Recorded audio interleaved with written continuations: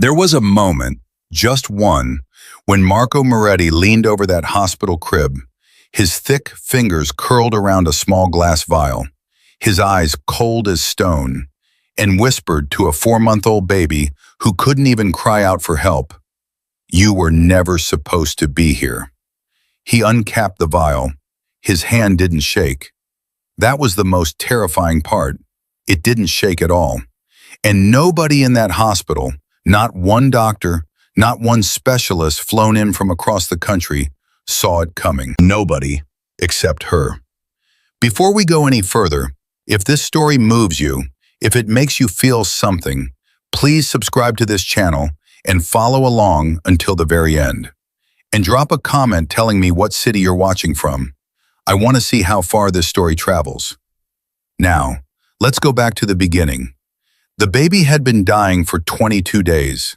That was the number Vincent Moretti kept in his head like a brand burned into skin. 22 days since Ethan had first stopped feeding properly. 22 days since the weight charts started going the wrong direction. 22 days since Vincent had stood in the most expensive private room in St. Carmen's Pediatric Center in Manhattan and watched his son, his 4-month-old son, grow smaller inside a crib surrounded by machines that beeped and hummed and did absolutely nothing useful. 22 days and counting. The doctors rotated in and out like they were punching a clock. Dr. Hargrove, Dr. Patel, Dr. Stein, 3 different specialists, 2 nutritionists, 1 pediatric cardiologist flown in from Johns Hopkins, who had spent exactly 40 minutes with the baby before declaring the situation complex but manageable. That was 6 days ago. Nothing had been managed.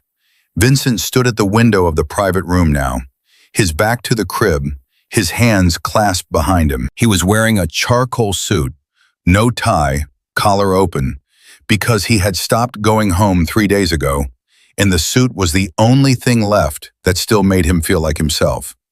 Like someone with control over something. Anything. Behind him, the machine beeped. Ethan made a sound, barely a sound, more like the memory of a sound. Vincent turned. His son lay on his back, arms slightly raised the way sleeping babies hold themselves, like they're surrendering to something. His face was thin, too thin for 4 months. The little cheeks that had been round and full when Vincent first held him in this very hospital. Back when everything was different. Back when Vincent's wife, Rosa, was still alive. Those cheeks were sunken now. The skin beneath his eyes was faintly blue. "Where is Hargrove?" Vincent said. He didn't raise his voice. He never raised his voice in this room. He had made that decision on day 3, when Ethan had startled at a noise and cried for 40 minutes straight, and Vincent had stood outside in the hallway, wanting to put his fist through the wall, and instead had pressed his forehead against the cold surface and breathed. Just breathed. His man Anthony was standing near the door. Anthony had been with Vincent for 11 years. He was not a doctor. He was not a nurse. But he was always where Vincent needed him. "Hargrove is on his way up," Anthony said quietly. "He said 15 minutes. He said 15 minutes 40 minutes ago." "Yes." Vincent walked to the crib.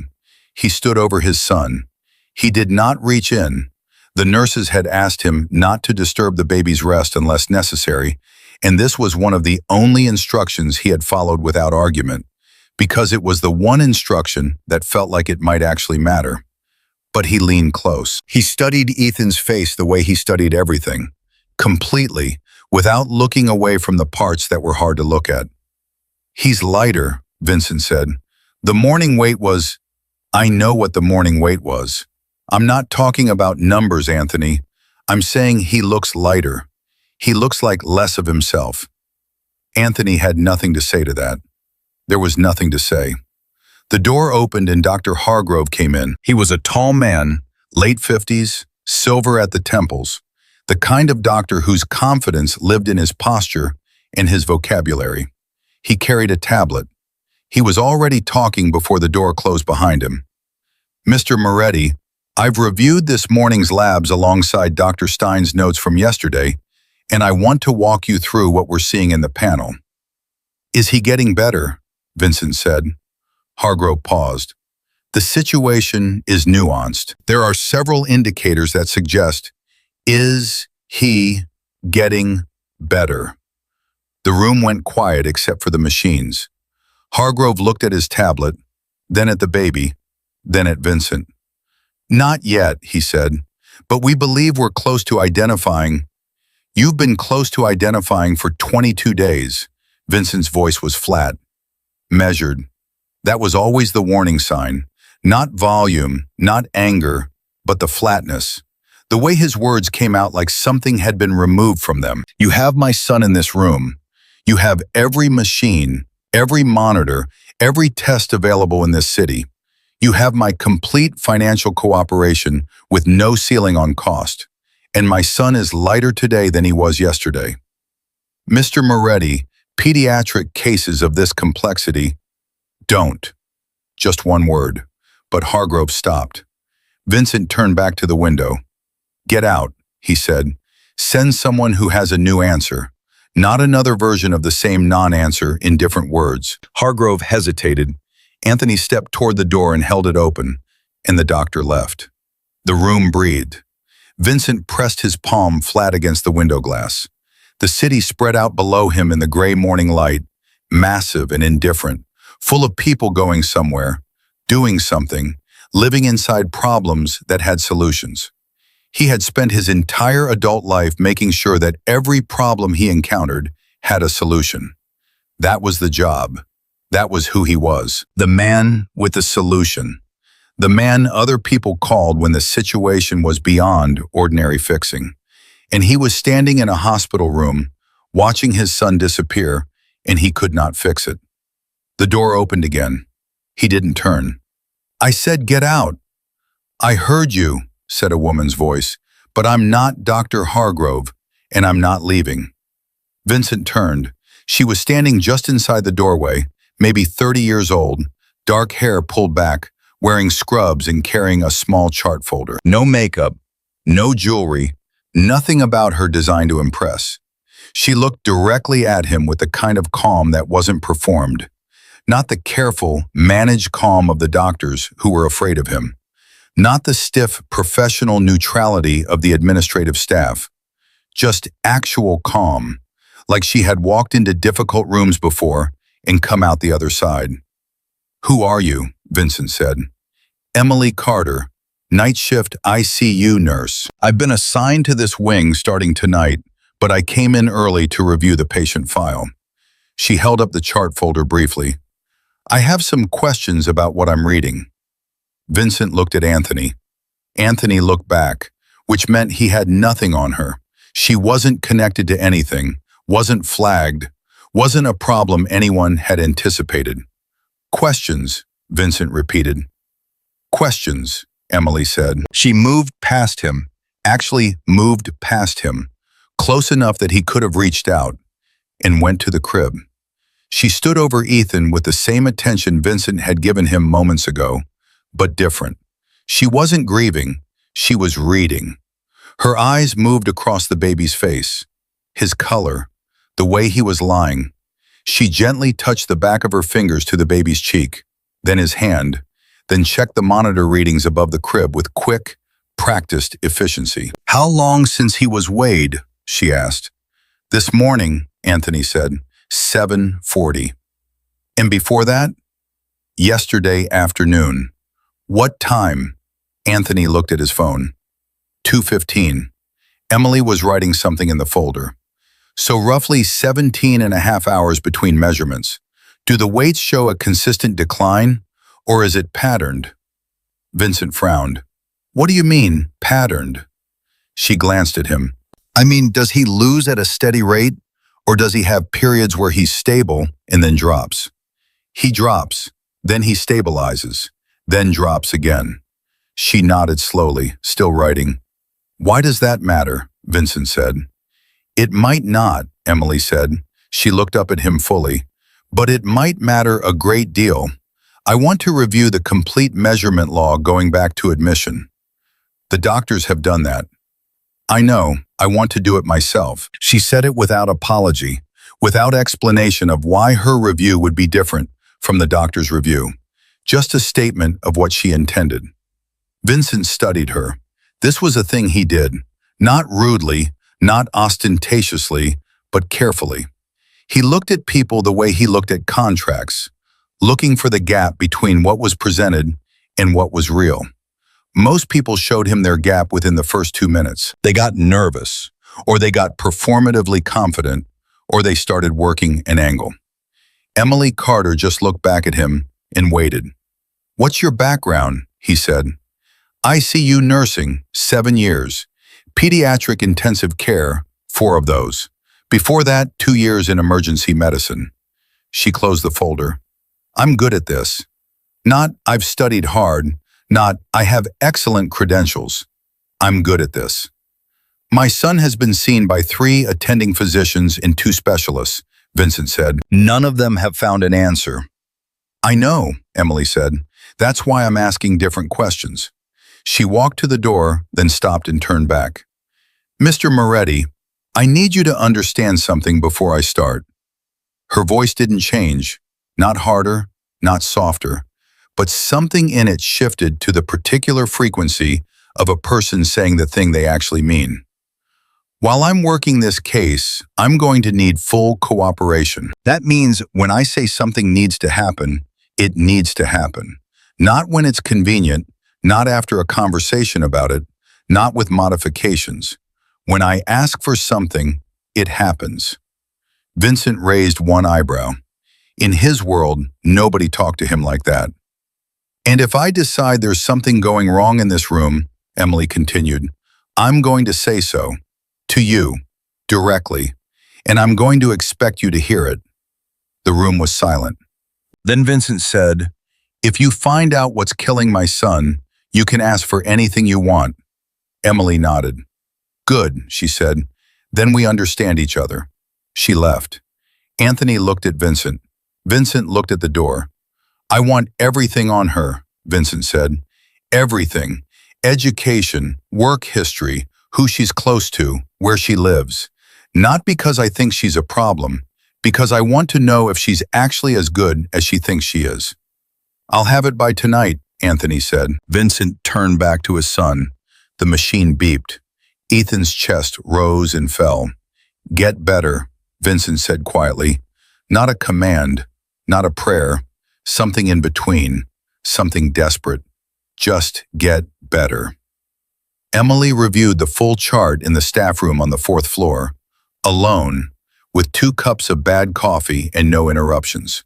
She read everything: the admission notes, the daily vitals, the lab panels, complete blood count, metabolic panel, thyroid, inflammatory markers, the nutritional assessments, the feeding logs, the doctor's progress notes with their careful, hedged language. She read the cardiology consult and the neurology consult and the gastroenterology consultation that had been requested but not yet completed. Then she went back and read it all again, and she started to feel it, that feeling, the one she had learned to trust even when she couldn't immediately name what was causing it. The feeling that something in the picture was wrong, not wrong like a mistake, but wrong like a piece that belonged to a different puzzle had been put into this one, and nobody had noticed yet. She pulled out a blank sheet of paper and wrote down the weights in order. Date, time, measurement. 22 days of data. She stared at it. Then she got a ruler, laid it across the page, drew a line. The line was not straight. That was the thing. Weight loss in a sick infant. Real weight loss from real illness. Could fluctuate, but it moved in one direction. Down. With variations, sure, but trending. Like a river flowing downhill. Some days faster, some days slower, but the direction held. This didn't hold. This went down sharply, then flat, then down again, then flat, then down. Like stairs. Not like a river, like stairs. Emily stared at the stair pattern for a long time. Then she looked at the times, the sharp drops, the ones that looked like a bad day. She looked at when they happened, what time of day, what day of the week. She wrote them in a column. Day 3 of admission, late afternoon. Day 6, evening. Day 9, afternoon. Day 13, evening. Day 17, late afternoon. Day 20, evening. She looked at the column. Her stomach went cold. Every drop happened in an afternoon or evening. Not once in the morning. Not once overnight.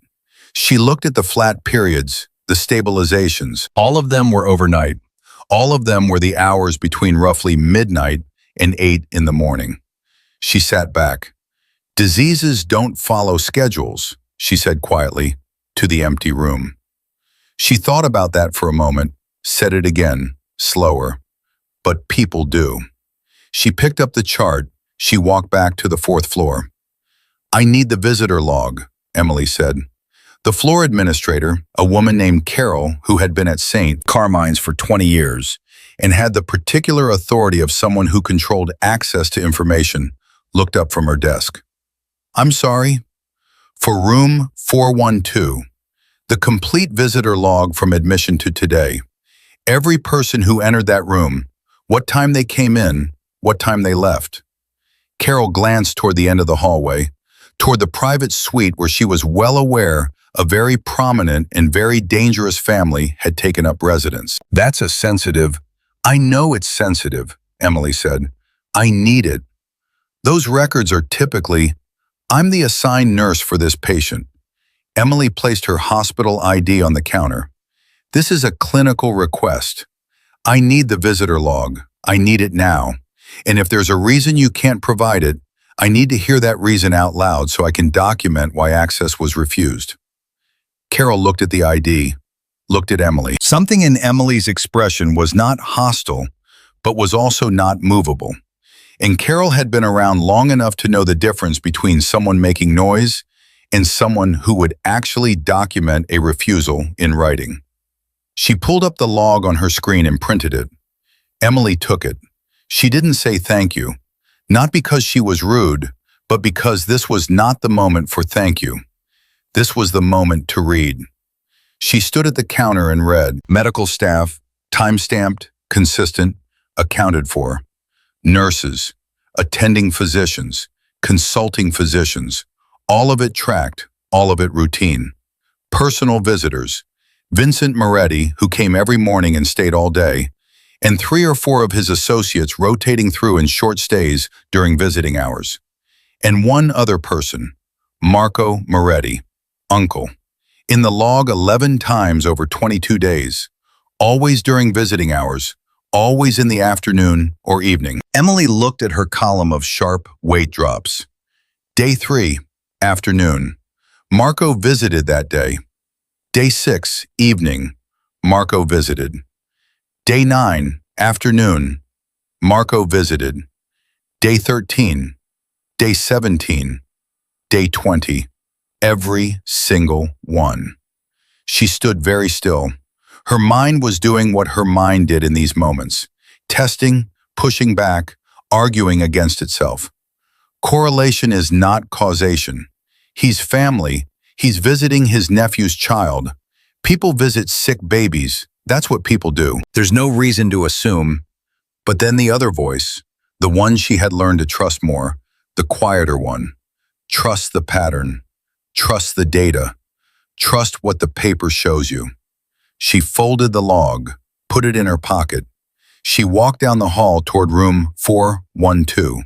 She pushed open the door and Anthony was on his feet immediately, hand inside his jacket before he recognized her, which was, she registered this calmly, somewhat alarming.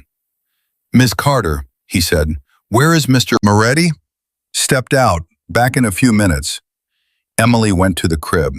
Ethan was awake, barely, heavy-lidded, but awake.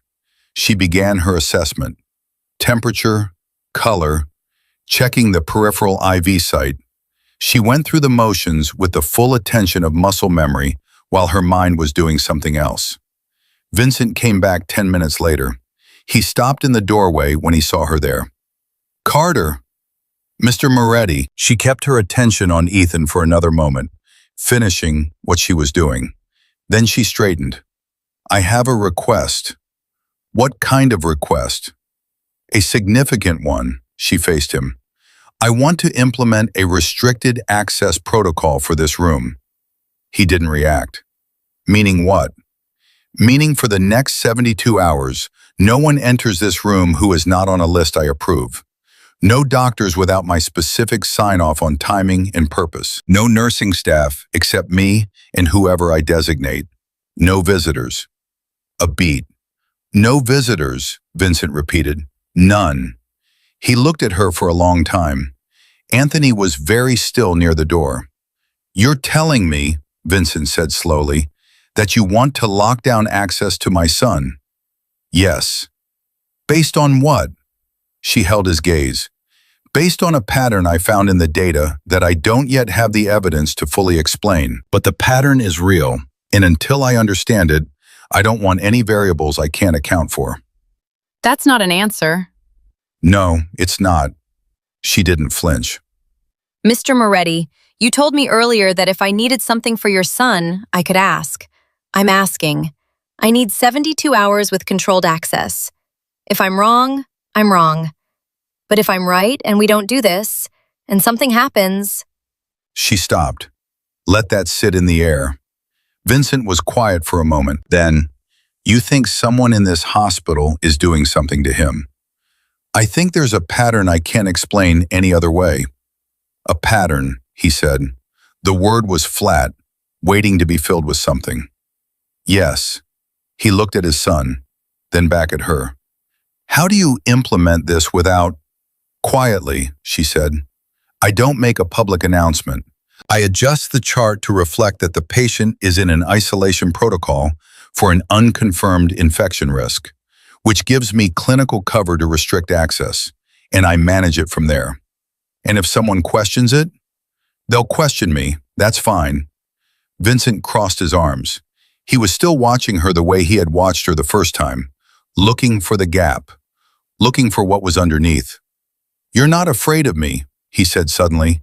Not an accusation, more like something he was working out. You're not the thing I'm afraid of right now, Emily said. And something shifted in his face, so briefly, so quickly, that if she hadn't been watching for it, she would have missed it.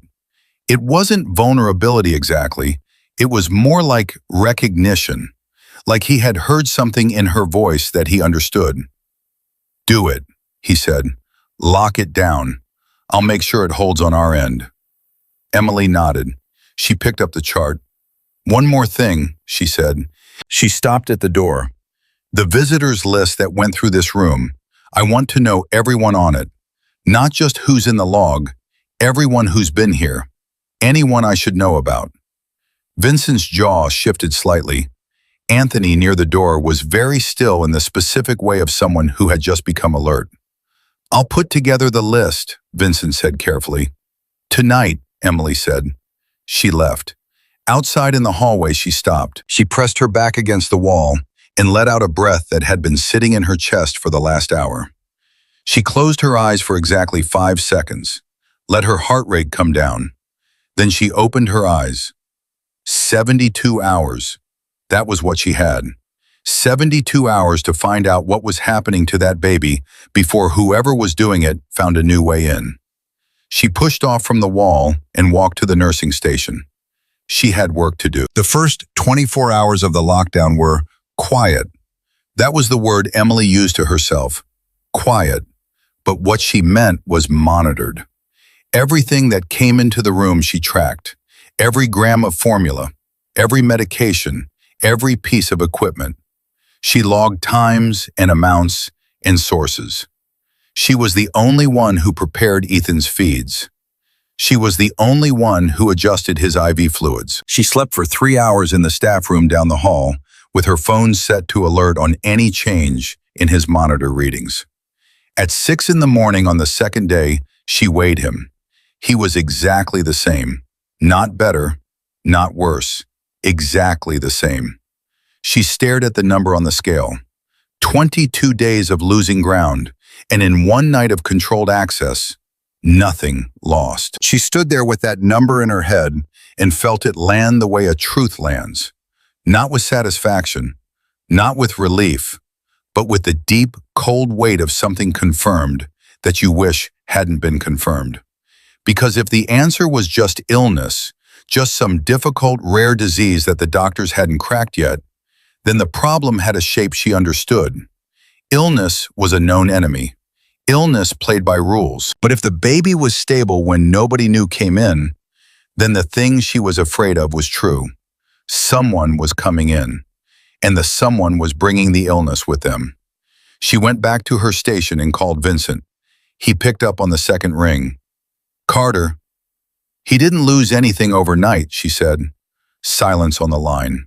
Then, "Say that again."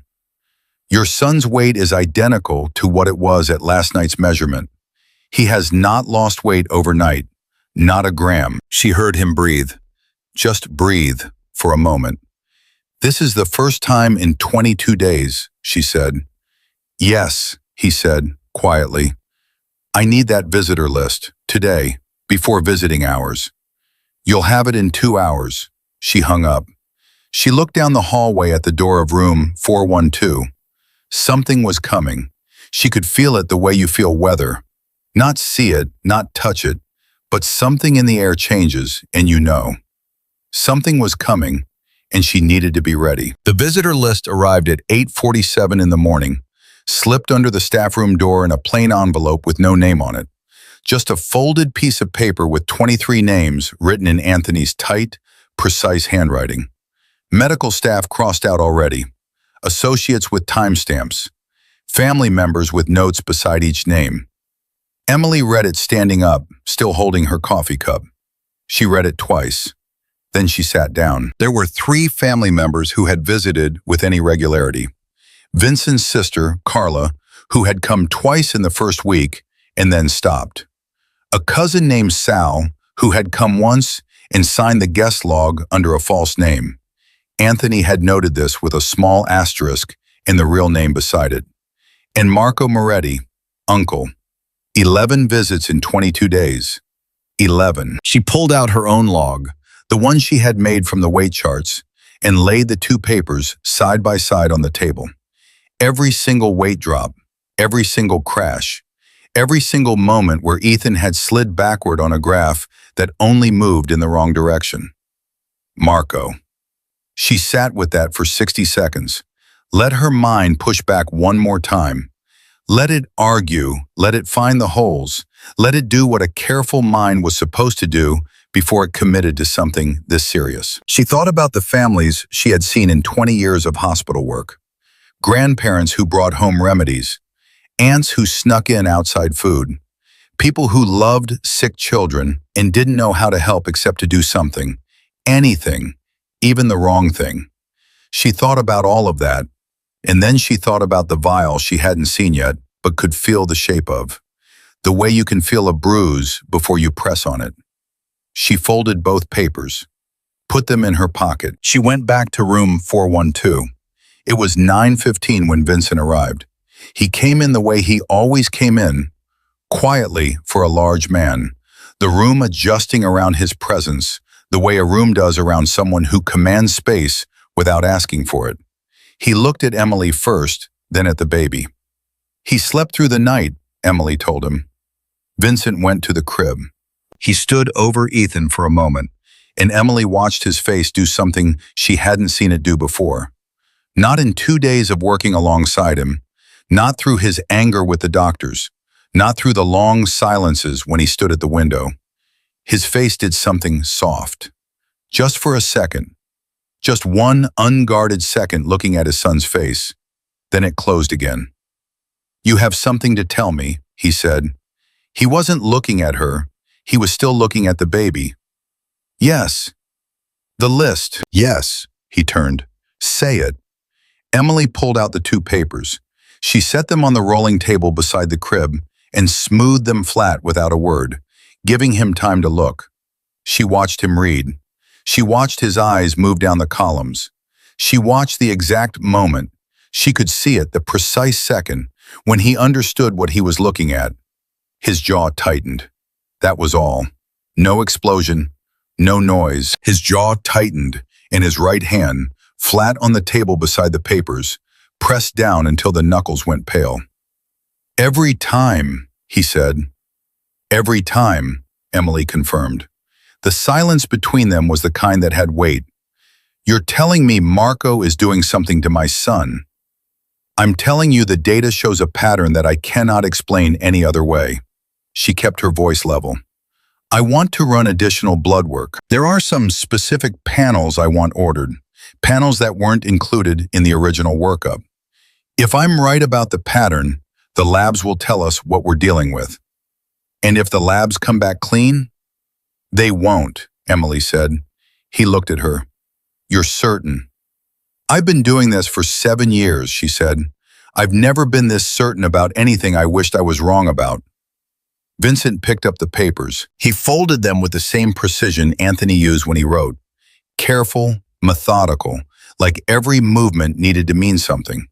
He slid them into his jacket pocket. "Order the labs," he said. "I already put in the request. We'll have preliminary results by this afternoon." He nodded once. Then he pulled a chair to the crib and sat down. And that was the conversation. He didn't ask more questions.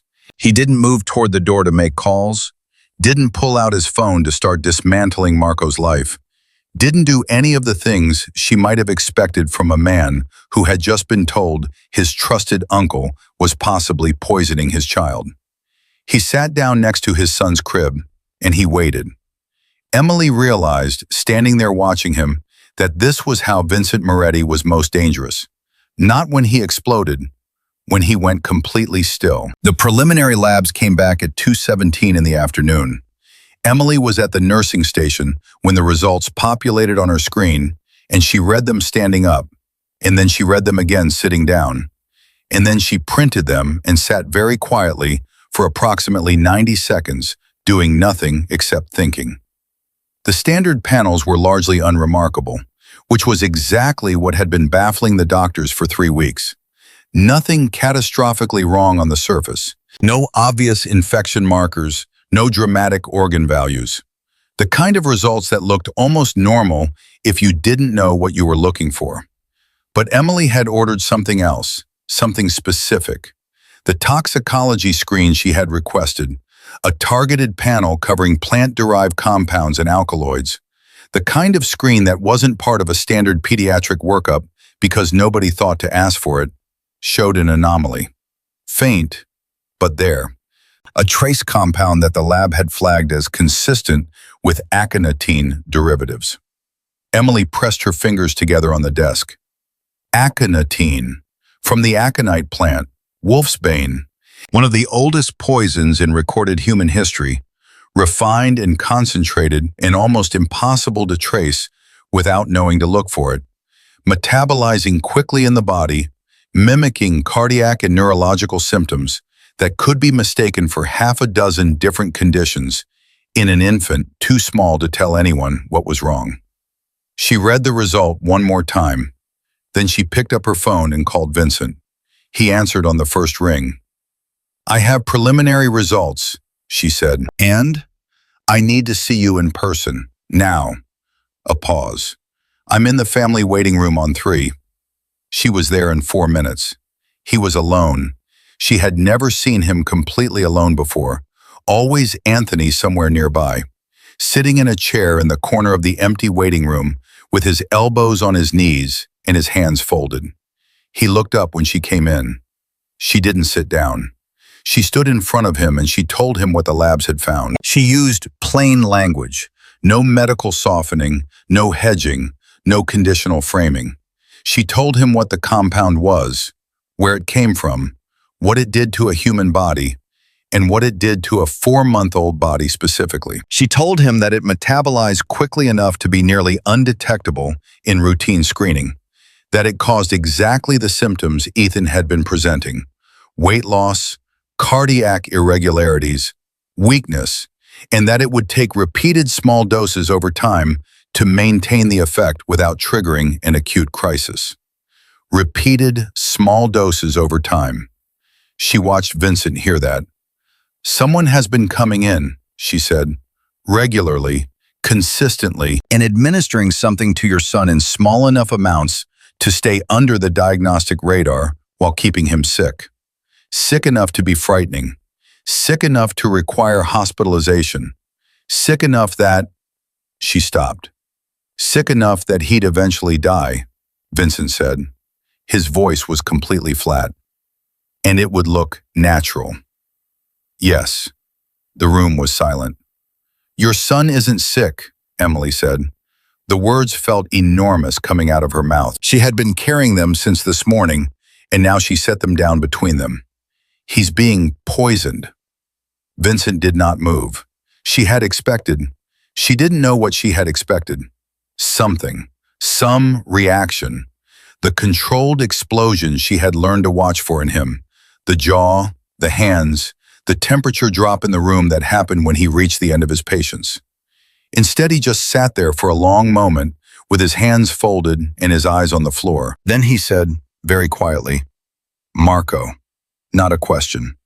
The pattern matches his visits, Emily said. Every acute episode correlates to... I know, Vincent said.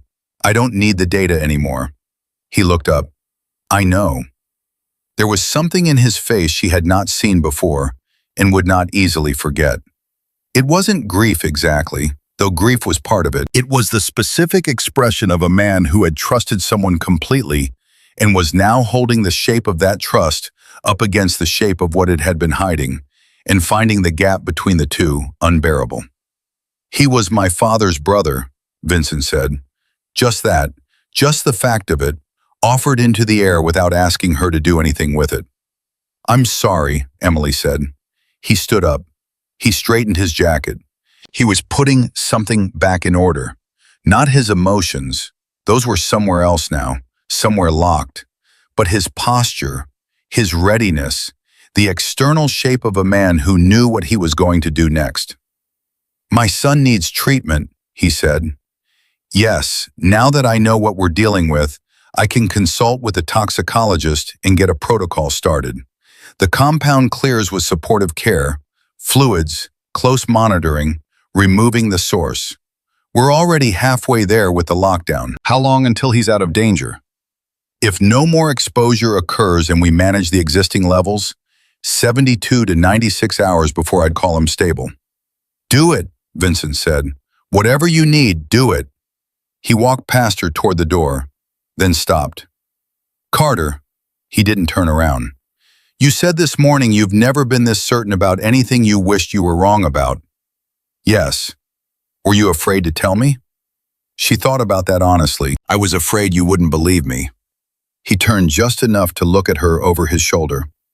I believe you, he said. He walked out. The next 18 hours moved fast. Emily brought in Dr. Reyes, a toxicologist she trusted, one of the few attending physicians at St. Carmine's she had worked with before and knew to be thorough and quiet, and walked him through the labs and the pattern and everything she had pieced together. She watched Reyes read the data with the expression of a man who wanted to find a different explanation and couldn't. This is aconitin derivative poisoning in a 4-month-old, Reyes said finally. Yes. Deliberate. Yes. He took off his glasses, put them back on. We have to notify... I know, Emily said. I know what we have to notify, but I need 24 hours to solidify the clinical picture before we start those notifications. I need his labs to build a documentation chain so that when this goes where it has to go, it's airtight. Reyes looked at her. Are you safe here, Carter? Do you know who this child's father is? I know exactly who his father is, Emily said. And right now his father is the reason his son is going to survive. So yes, I'm fine. Reyes wasn't fully satisfied with that, but he trusted her enough to move forward. And they built the treatment protocol together. Careful, precise, exactly what Ethan needed. And Emily went back to room 412 to implement it. She found Vincent there with Anthony, both of them very still and very quiet, in the way of men who had been talking about something significant and stopped when she came in. She registered this without commenting on it. She had learned in 2 days that Vincent's silences were conversations she wasn't always meant to hear, and she had made peace with that. Her job was the baby. His job was everything else. She started the treatment. Ethan was awake during part of it, those heavy-lidded, barely there awake periods he had. And at one point, while she was adjusting his IV, he closed his tiny fist around her finger. Just closed it and held on, the way infants do, all reflex and no decision. She held still and let him hold on. Behind her, she heard Vincent shift in his chair, heard him make a sound that wasn't quite a word. She didn't look. She gave him that moment without an audience. Midnight. The floor was quiet. Emily was at the nursing station running her third check of Ethan's overnight vitals when she heard the elevator at the end of the hall. This was not unusual. St. Carmine's was a working hospital, and people moved through it at all hours. She noted it without looking up. Then Anthony appeared at the nursing station. He had been down the hall in the family room, and now he was standing in front of her desk with a look she hadn't seen on him before. Not alarm exactly, more like someone who had received information and was deciding what to do with it. "Mr. Moretti needs you to know something," Anthony said quietly. Emily put down her pen. "What?" "Marco Moretti called the hospital 20 minutes ago, spoke to the floor administrator, said he's coming in tomorrow morning for a visit, said he has something he wants to bring for the baby." The air in the corridor went very still. Emily kept her face even. "What time tomorrow morning?" He didn't specify, just said morning. She nodded slowly. "Thank you." Anthony went back down the hall. Emily sat there for a moment. She thought about what Marco Moretti had done 11 times in 22 days. She thought about the vial she had imagined, the one she had felt the shape of. She thought about Ethan's fist around her finger. She thought about Vincent going still. She pulled up Ethan's latest vitals on her screen. His temperature was normal for the first time in 2 weeks. His heart rate was steady, even. The overnight numbers were the best she had seen since she took this case. He was responding. He was getting better. And tomorrow morning, the man who had been making him sick was going to walk back through those doors, unless someone stopped him. She picked up her phone, dialed Vincent. He picked up on the first ring. He was awake. She hadn't expected anything different. "Marco called the hospital," she said. "I know." His voice was absolutely calm, the flattest she had ever heard it. "He's coming tomorrow morning." "I know that too." She paused. "What are you going to do?" A long silence, long enough that she thought about asking again. Then, "I'm going to let him come," Vincent said. Her stomach dropped. "Vincent, I'm going to let him walk in, and I'm going to be there when he does. And I'm going to make sure everything he's done is documented and witnessed and confirmed before I do anything at all." Another pause. "Can you make that happen on your end?" Emily thought fast. Documentation, clinical confirmation, witnessed administration. If he brings something into that room and attempts to give it to the baby, and I'm there, and I catch what he's using, yes, I can document it. I can confirm it on the record. "That's what I need," Vincent said. "But if he gets to your son before—" "He won't," Vincent said. Just that. Just 2 words with a weight behind them that required no further explanation. She believed him. "I'll be there at 6, she said, "before his rounds start." "I'll be there already," Vincent said. He hung up. Emily set her phone down on the desk.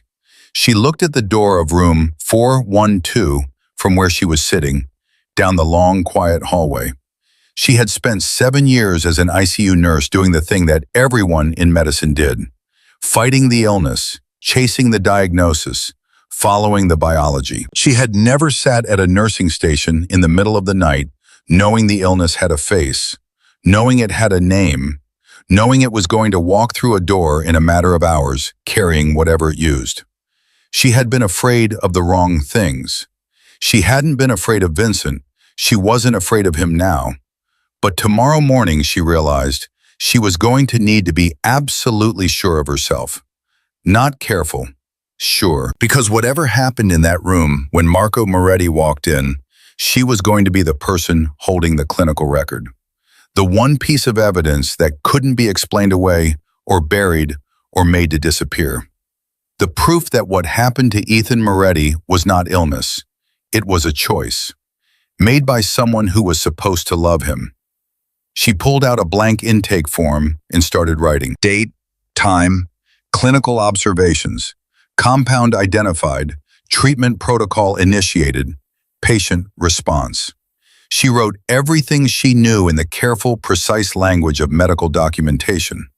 Language designed to be read by courts, by investigators, by anyone who needed to understand not just what happened, but how it was confirmed. She wrote for an hour. When she finished, she put the documents in a sealed folder with her name and credentials on the cover, made 2 copies, and locked them in the medication cabinet that only she had the code for.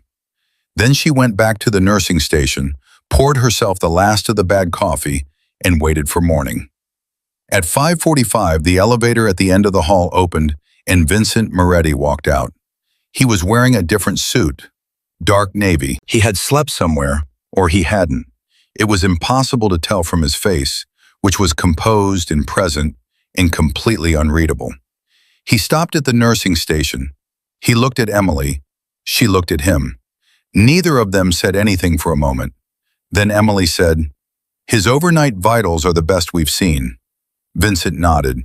"He gained 4 grams since last night." Something moved across Vincent's face, briefly, gone before she could name it. 4 grams, he said. 4 grams, she confirmed. He looked toward the room, then back at her. "When Marco comes in," he said, "I want you close." "I'll be in the room," Emily said. "If he has something on him, anything, I need you to get it before anyone else touches it. I know how to handle evidence." "I know you do." He paused. "That's why I'm telling you instead of Anthony." He walked down the hall to his son's room. Emily watched him go. The hallway was quiet. The morning was just beginning, pale light coming through the window at the far end of the corridor, the floor still in the specific hush of those early hours before the day shift arrived and the hospital came fully awake. Somewhere in the city, Marco Moretti was getting dressed, putting on his jacket, maybe picking up the thing he had decided to bring, the thing he would call a family remedy, a gesture of love, something that on the surface would look like exactly what an uncle brings to a sick baby. Emily pressed her hand flat on the nursing station desk. She thought about what it took to do what Marco had done, to come in 11 times, to look at that baby and do it anyway, to look at Vincent, a man who trusted him, a man who called him family, and do it anyway. To stand in a hospital room surrounded by machines monitoring a 4-month-old's heartbeat and make the choice, repeatedly, deliberately, without hesitation. She thought about the vial, the hand that didn't shake. Then she thought about Ethan's fist around her finger. She stood up from the desk. She checked the medication cabinet, sealed, locked. She checked her documentation folder, secured, copied. She checked Ethan's monitor feed on the station screen, steady, stable, the best it had been. She walked down the hall. She pushed open the door of room 412. Vincent was in his chair beside the crib. He looked up when she came in. She gave him a small nod. He gave one back. She pulled a chair to the other side of the crib and sat down. And they waited. The waiting was the hardest part. Emily had been in difficult rooms before. She had sat with families through the kind of nights that change people permanently. She had held the hands of strangers and watched monitors and stayed present through things that most people spent their whole lives trying not to think about. She knew how to wait. She knew the discipline of it, the specific kind of stillness you had to build inside yourself when the situation required you to be ready and there was nothing left to do but be ready. But this was different. This was knowing exactly what was coming and sitting with that knowledge while the clock moved at its own pace, and the baby in the crib breathed steadily, and the man in the chair across from her said nothing, and the morning light came through the window, and the hospital woke up around them, floor by floor. At 6:40, Anthony came in. He leaned down to Vincent and said something quietly, and Vincent nodded once, and Anthony left. Emily didn't ask. Whatever the logistics were on Vincent's side of this morning, they were his to manage. At 7:15, the day shift nurses began arriving. Emily intercepted the one assigned to this wing at the nursing station and had a conversation that lasted 3 minutes and left no room for argument. The nurse, young, new to this floor, already nervous about the room at the end of the hall, agreed to stay away from 412 unless called. Emily logged it in the chart as a continuation of the isolation protocol and went back to the room. At 7:52, her phone buzzed. A text from Anthony, 4 words. "He's in the building." Emily looked up from her phone. Across the crib, Vincent had received the same information through his own channel. She could tell by the way his posture changed. Not more tense, which would have been readable, but less. The specific physical shift of a man who had been bracing for something and now let himself settle into a different kind of readiness. Like a door that had been held open against wind and was now being held closed against it. "He'll come straight here," Vincent said. "How long?" 5 minutes, maybe less." He paused. "He always comes straight here." There was something in how he said that.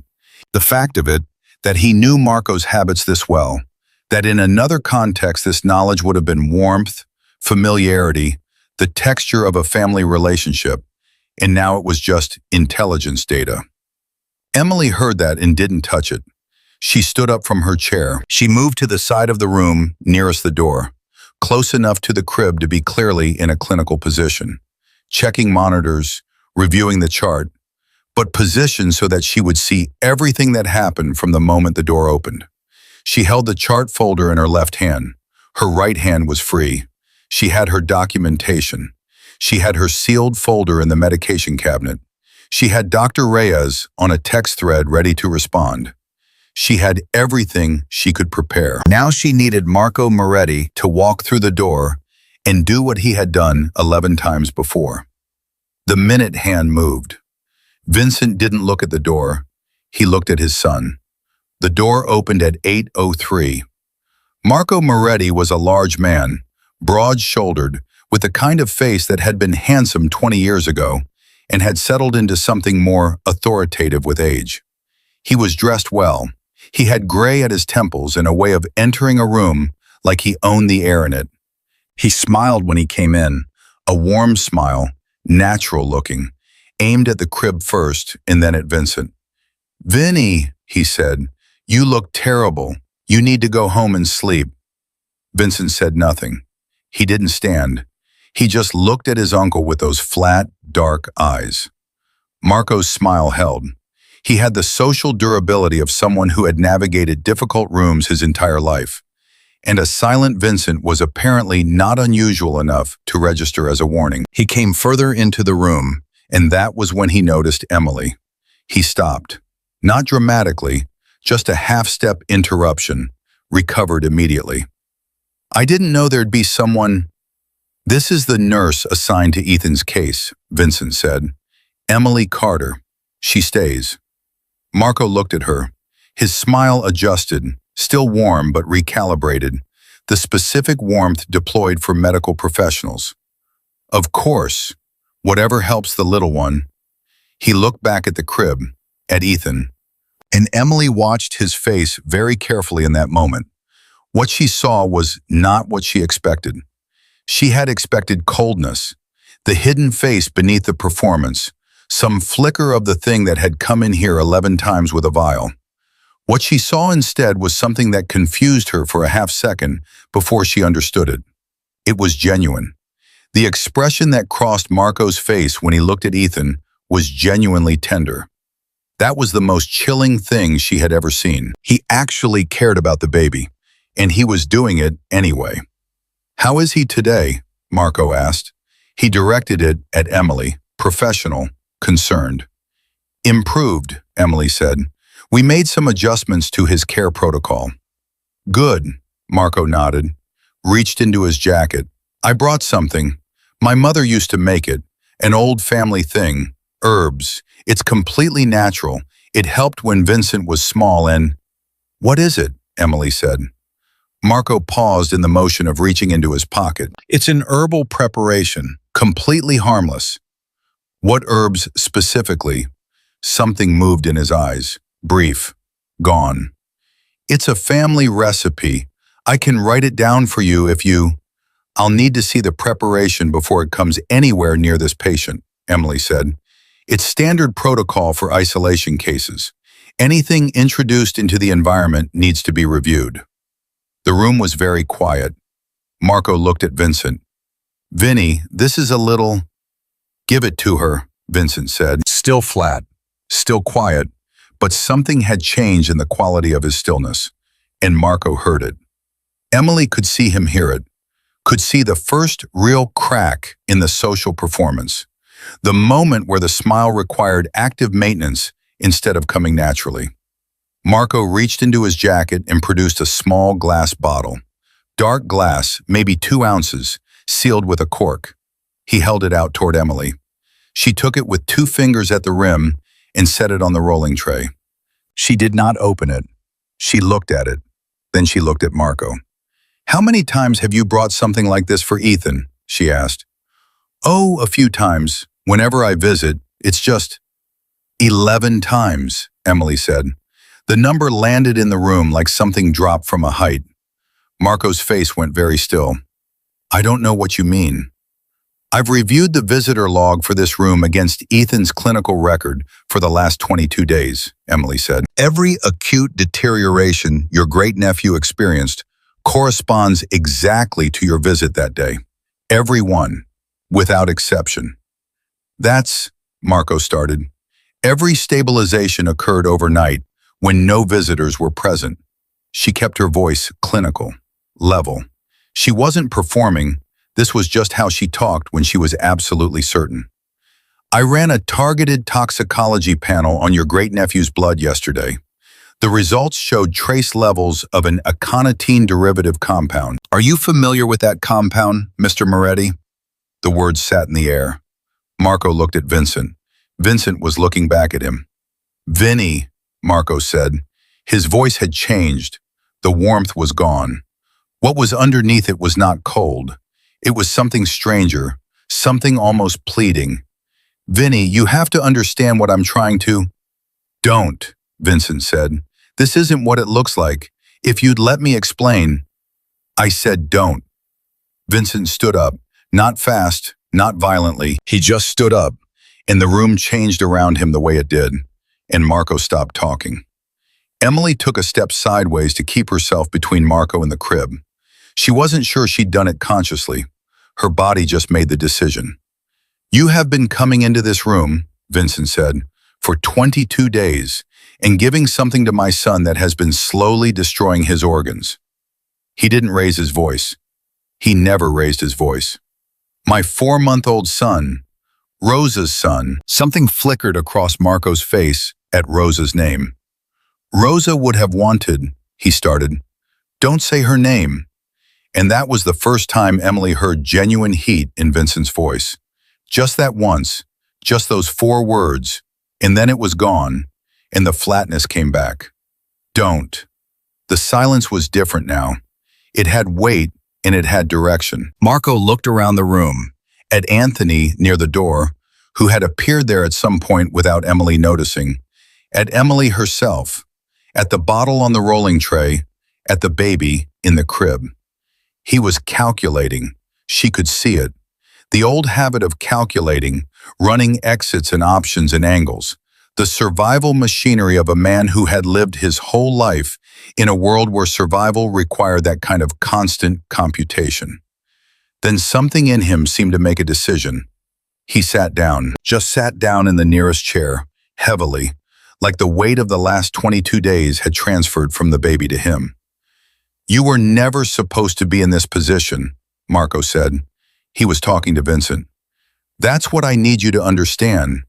This was never about you. My son, Vincent said. Your son changes everything. Everything. Marco's voice had shifted again, something raw in it now. The business, the succession, the relationships we've spent 30 years building. You don't see what your son means to the people who are afraid of what comes next. You're telling me people paid you to kill my son. The word kill hit the room like a struck match. Marco flinched. I'm telling you there are people who paid you, Vincent said, to come in here 11 times and poison a 4-month-old. Marco was quiet. Say yes or no, Vincent said. A long moment.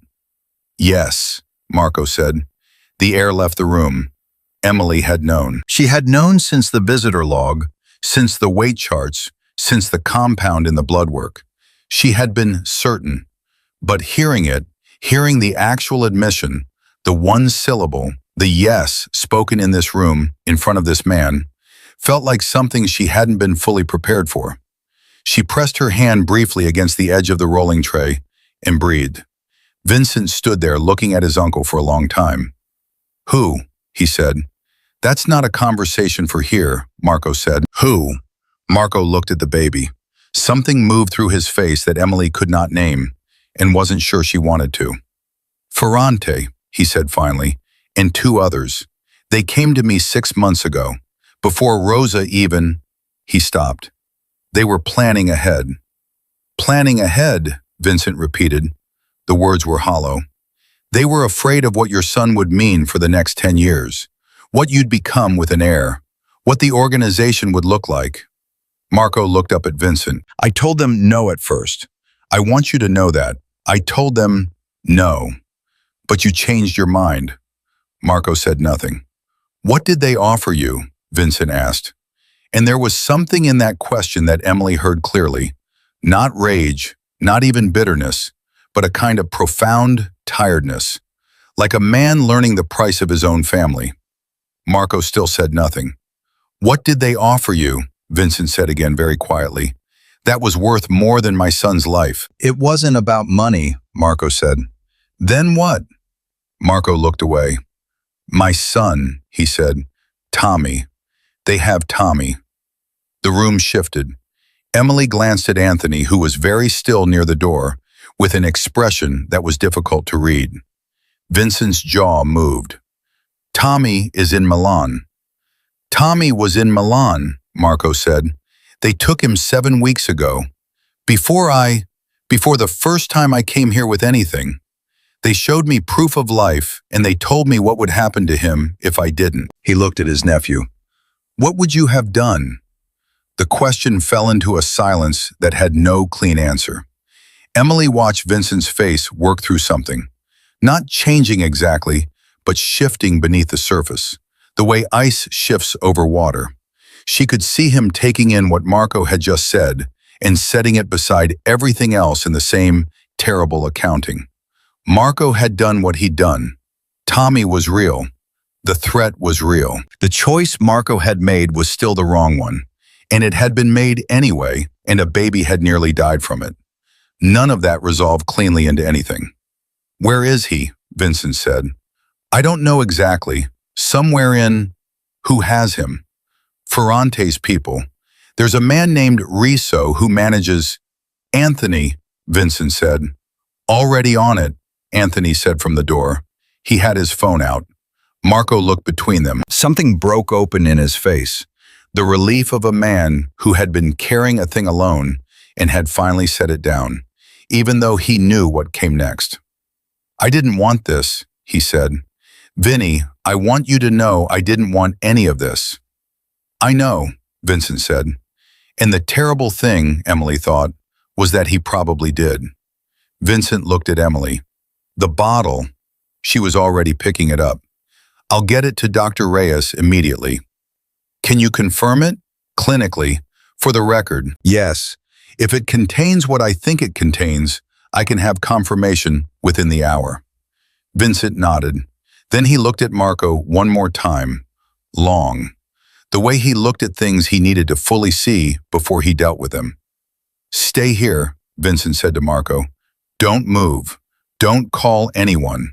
If you move or call anyone, Tommy's situation becomes significantly more complicated. Do you understand me? Marco nodded. Vincent walked out.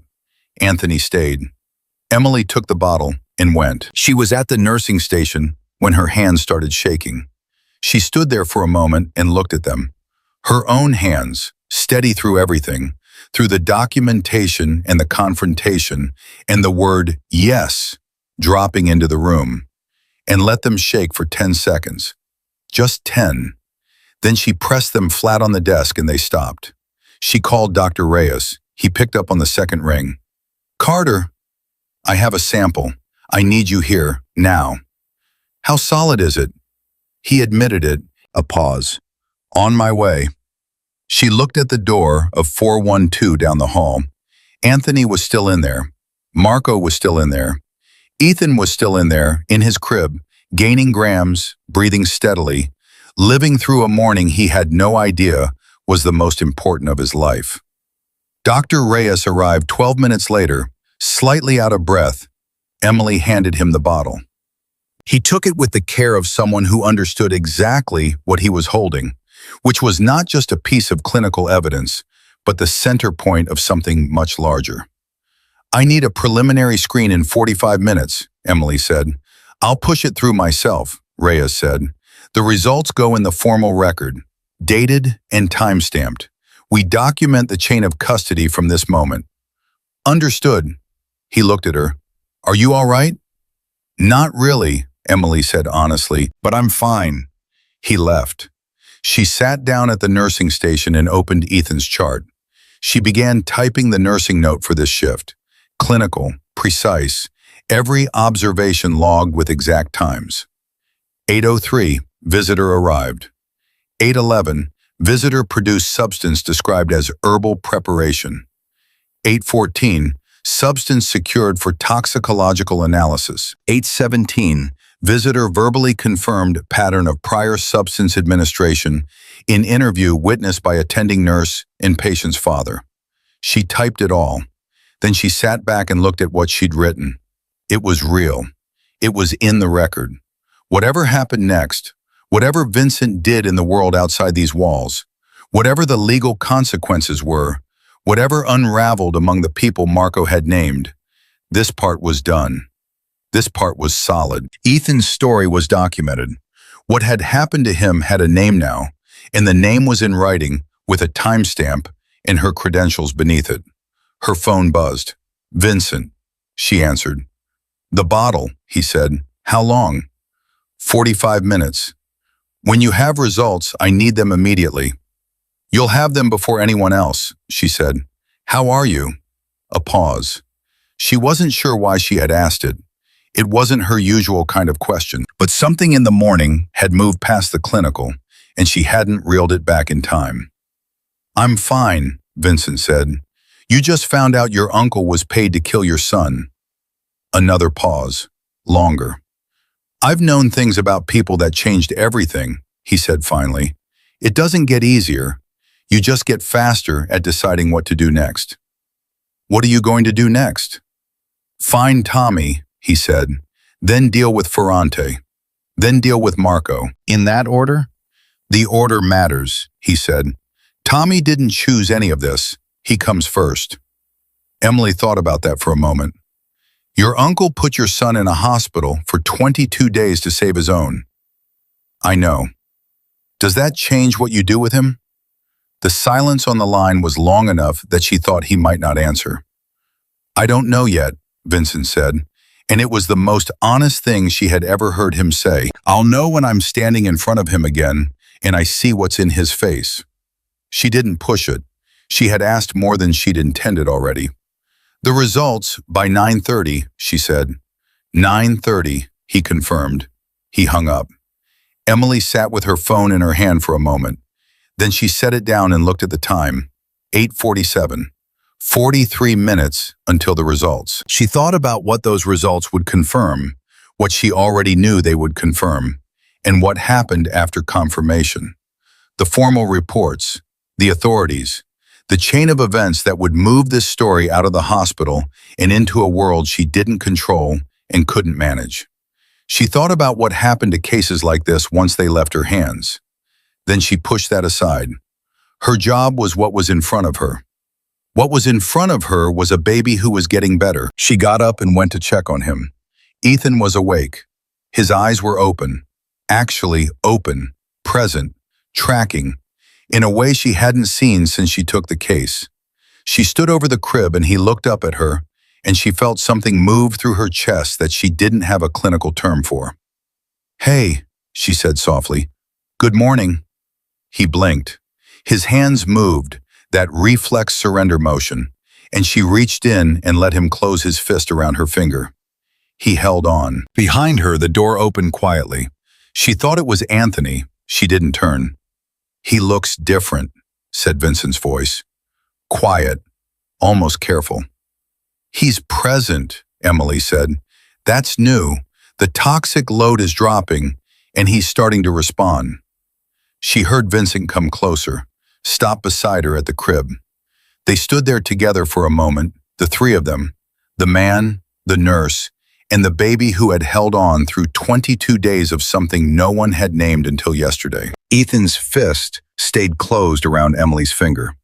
His eyes moved to his father's face, and Vincent Moretti, crime lord, the man other men were afraid of, the man who had walked through every room in his life like he owned the air in it, he made a sound Emily had no category for. Just one sound, barely audible, from somewhere he didn't usually let anything come from. "Hey, buddy," he said. "I'm right here." Emily carefully unhooked her finger from Ethan's hand and stepped back and gave them the space that was theirs. She walked to the door. She was almost through it when Vincent said, without turning around, "Carter." "Yeah? Thank you." She stopped. She didn't turn either. She stood in the doorway for a second with those two words in the air behind her. "Get him better," she said. "That's all the thanks I need." She walked out. At 9:28, her phone buzzed. "Dr. Reyes." She picked up. "Aconitine derivatives confirmed," Reyes said. "The bottle contains a concentrated preparation consistent with processed aconite root. Enough in those 2 ounces to—" He stopped. "Enough," he said. "I need the written confirmation in the record in the next 10 minutes, Emily said. "Done," Reyes said. "Emily, you saved this child." She was quiet for a moment. "He saved himself," she said. "He just needed someone to figure out what was in his way." She hung up. She texted Vincent 2 words. "Confirmed." "Documented." His response came back in under 30 seconds. 3 words. "I know. Thank you." Then a 4th message, almost immediately after. "It's over." Emily read that last message and let herself breathe. Just once, fully, from the bottom of her lungs, the kind of breath you don't realize you've been holding until you finally let it go. Then she put her phone in her pocket and went back to work. Because Ethan still needed monitoring. Because the toxin was confirmed, but the body still had to clear it. Because the next 72 hours were critical, and she was the best person in this building to manage them, and she knew it. But underneath all of that, underneath the clinical efficiency and the next task and the chart that needed updating, underneath everything, there was one thing she kept coming back to. 4 grams. He had gained 4 grams in a single night, and this morning he had opened his eyes and looked at his father's face. That was enough. That was everything. The word confirmed did something to Vincent Moretti that no amount of violence or threat or loss had ever quite managed. It made him slow down. Not stop. Vincent Moretti did not stop, but slow. In the way that a man slows when he finally knows exactly where he's going and understands the ground between here and there. He sat in room 412 for 40 minutes after Emily left. Just him and Ethan and the steady beeping of the monitor that was, for the first time in 22 days, not a countdown but a confirmation. His son was here. His son was awake. His son had looked at his face this morning with those dark eyes, Rosa's eyes, the same exact shape, and Vincent had felt something crack open in his chest that he had been holding sealed for months. Not since Rosa, not since the funeral, not since the night he had stood alone in the house they had shared and understood what alone actually meant. He had not cried this morning. He had made a sound, and that was all. And it had cost him something, but it was also the most honest thing he had been in weeks. Now he sat and watched his son breathe and let the confirm settle through him, layer by layer. Marco had done it. Marco had admitted it. The substance was real and documented, and in a medical record with Emily Carter's credentials on it and a timestamp that was not going anywhere. That part was done. What came next was the part only Vincent could handle. He pulled out his phone, looked at the screen.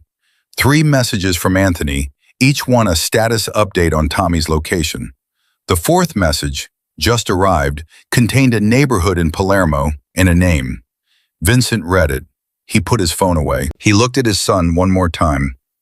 "I'll be back tonight," he said quietly. "I promise." He stood up, straightened his jacket, and walked out of the room. It was 10:14 when Anthony met him in the stairwell between the 3rd and 4th floors, which was where they had their real conversations when the hallways had too many ears. Anthony had his phone out, and his expression was the one Vincent associated with information that was both good and complicated. "Tommy's in Palermo," Anthony said, "a property connected to a man named Rizzo. Marco gave us the name this morning, and it checked out. We have people already moving." "Alive?" "Alive. Roughed up, not seriously. They weren't planning to kill him yet. He was leverage, not a target." "Yet," Vincent said. "Yet," Anthony confirmed, "which means we move today." "We move now," Vincent said. "I want Tommy out before anyone connected to Ferrante hears what happened in that room this morning." "Already in motion. Caruso's team is on the ground." Anthony paused. "There's something else." "Tell me." "Ferrante knows something is wrong. One of his people has been calling Marco since 8 this morning. 6 calls, no answer. They know Marco is off script." Vincent looked at the wall. "How long do we have? Before Ferrante makes a move?" "Hours, maybe less." Anthony put his phone in his pocket. He's going to assume Marco got caught, and if he assumes that, his first instinct is to clean house. Which means Tommy. Which means Tommy. "Then we have no hours," Vincent said. "We have whatever it takes for Ferrante to make one phone call." He was already moving up the stairs. "Caruso needs to be inside that property in the next 90 minutes, he said. "Tell him I don't care what it costs. Tell him I don't care how loud it is. I care that Tommy comes out breathing." "Done," Anthony said, phone already at his ear. At 11:05, Emily was reviewing Ethan's mid-morning labs when the door of room 412 opened, and a man she had never seen before came in. He was maybe 40, compact, wearing a jacket that fit poorly across the shoulders in the specific way of a man who spent significant time in a gym. He looked at her, looked at the baby, looked around the room. "Who are you?" Emily said. She didn't say it rudely. She said it the way she said everything, directly, without decorating it. "I'm with Mr. Moretti," the man said. "I need a name." "Sal." She looked at him for a moment. Sal, the cousin from the visitor log, the one who had signed under a false name. She made a decision in about 2 seconds. "There's a chair against that wall," she said. "You can use it. You don't touch anything in this room. You don't speak to the patient. And if I tell you to leave for a procedure, you leave immediately. Do you understand?" Sal looked at her with an expression of mild surprise that had probably never been directed at a nurse before. "Yeah," he said. "I understand." "Good." She turned back to the chart. He sat down. He was quiet, which was all she required. At 11:40, Anthony appeared in the doorway. He looked at Sal, who gave a small nod, and then at Emily. "How is he?" Anthony asked. "Improving," Emily said. "His numbers are the best they've been since admission. Dr. Reyes is consulting on the full detox protocol this afternoon." Anthony nodded. He seemed to want to say something else, but didn't. "Where is Mr. Moretti?" Emily asked. "Handling something." "Is it safe? For this room?" Anthony met her eyes. "The thing that was threatening this room has been handled," he said carefully, "but there are related matters." Emily understood that she was getting as much information as she was going to get. "All right," she said. Tell him Ethan's numbers look good. He'll want to hear that from you directly. Then tell him to come back, Emily said. Anthony left. Sal, from his chair against the wall, said nothing. Ethan made a small sound in his crib. Not distress, just the ordinary sounds of a baby who was awake and present and taking up space in the world. Emily went to him. She checked his temperature. She checked the IV site. She ran her hand lightly over his head, the way she did without thinking about it, the way she had done with hundreds of patients in 7 years. The specific touch that wasn't clinical, but wasn't nothing either. The touch that said, I'm here. You're not alone. Ethan blinked up at her. You are very stubborn, she told him quietly. That's going to serve you well. The call from Anthony came at 12:57. Vincent was in the back of a car moving through Manhattan traffic when his phone rang. He answered without looking at the screen. Tommy's out, Anthony said. Vincent pressed his hand flat against the seat. He's out, Anthony said again. Caruso's team got him 40 minutes ago. He's hurt, but he's walking. They're taking him to our doctor in Naples before they fly him home. Alive, Vincent said. Not a question, he just needed to say the word. Alive, Anthony confirmed. He wants to talk to you. Later, when he's been seen by the doctor. Vincent looked out the window. The city moved past. Does Ferrante know? Not yet. Maybe another hour before word reaches him. Then I have an hour, Vincent said. Where is Ferrante right now? His club in the meatpacking district. He comes in every Tuesday at 1 for lunch. I know, Vincent said. I've eaten there. A pause on Anthony's end. Vincent, I'm not going to do anything dramatic, Vincent said. I'm going to have a conversation. That's what worries me. Pull up in front in 12 minutes, Vincent said. Come in with me but stay at the bar. He hung up. He looked out the window again. He thought about Ferrante, who he had known for 9 years, who had sat at his table and eaten his food and shaken his hand at events that were supposed to mean something.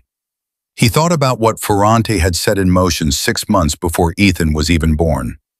Planning ahead, thinking about succession.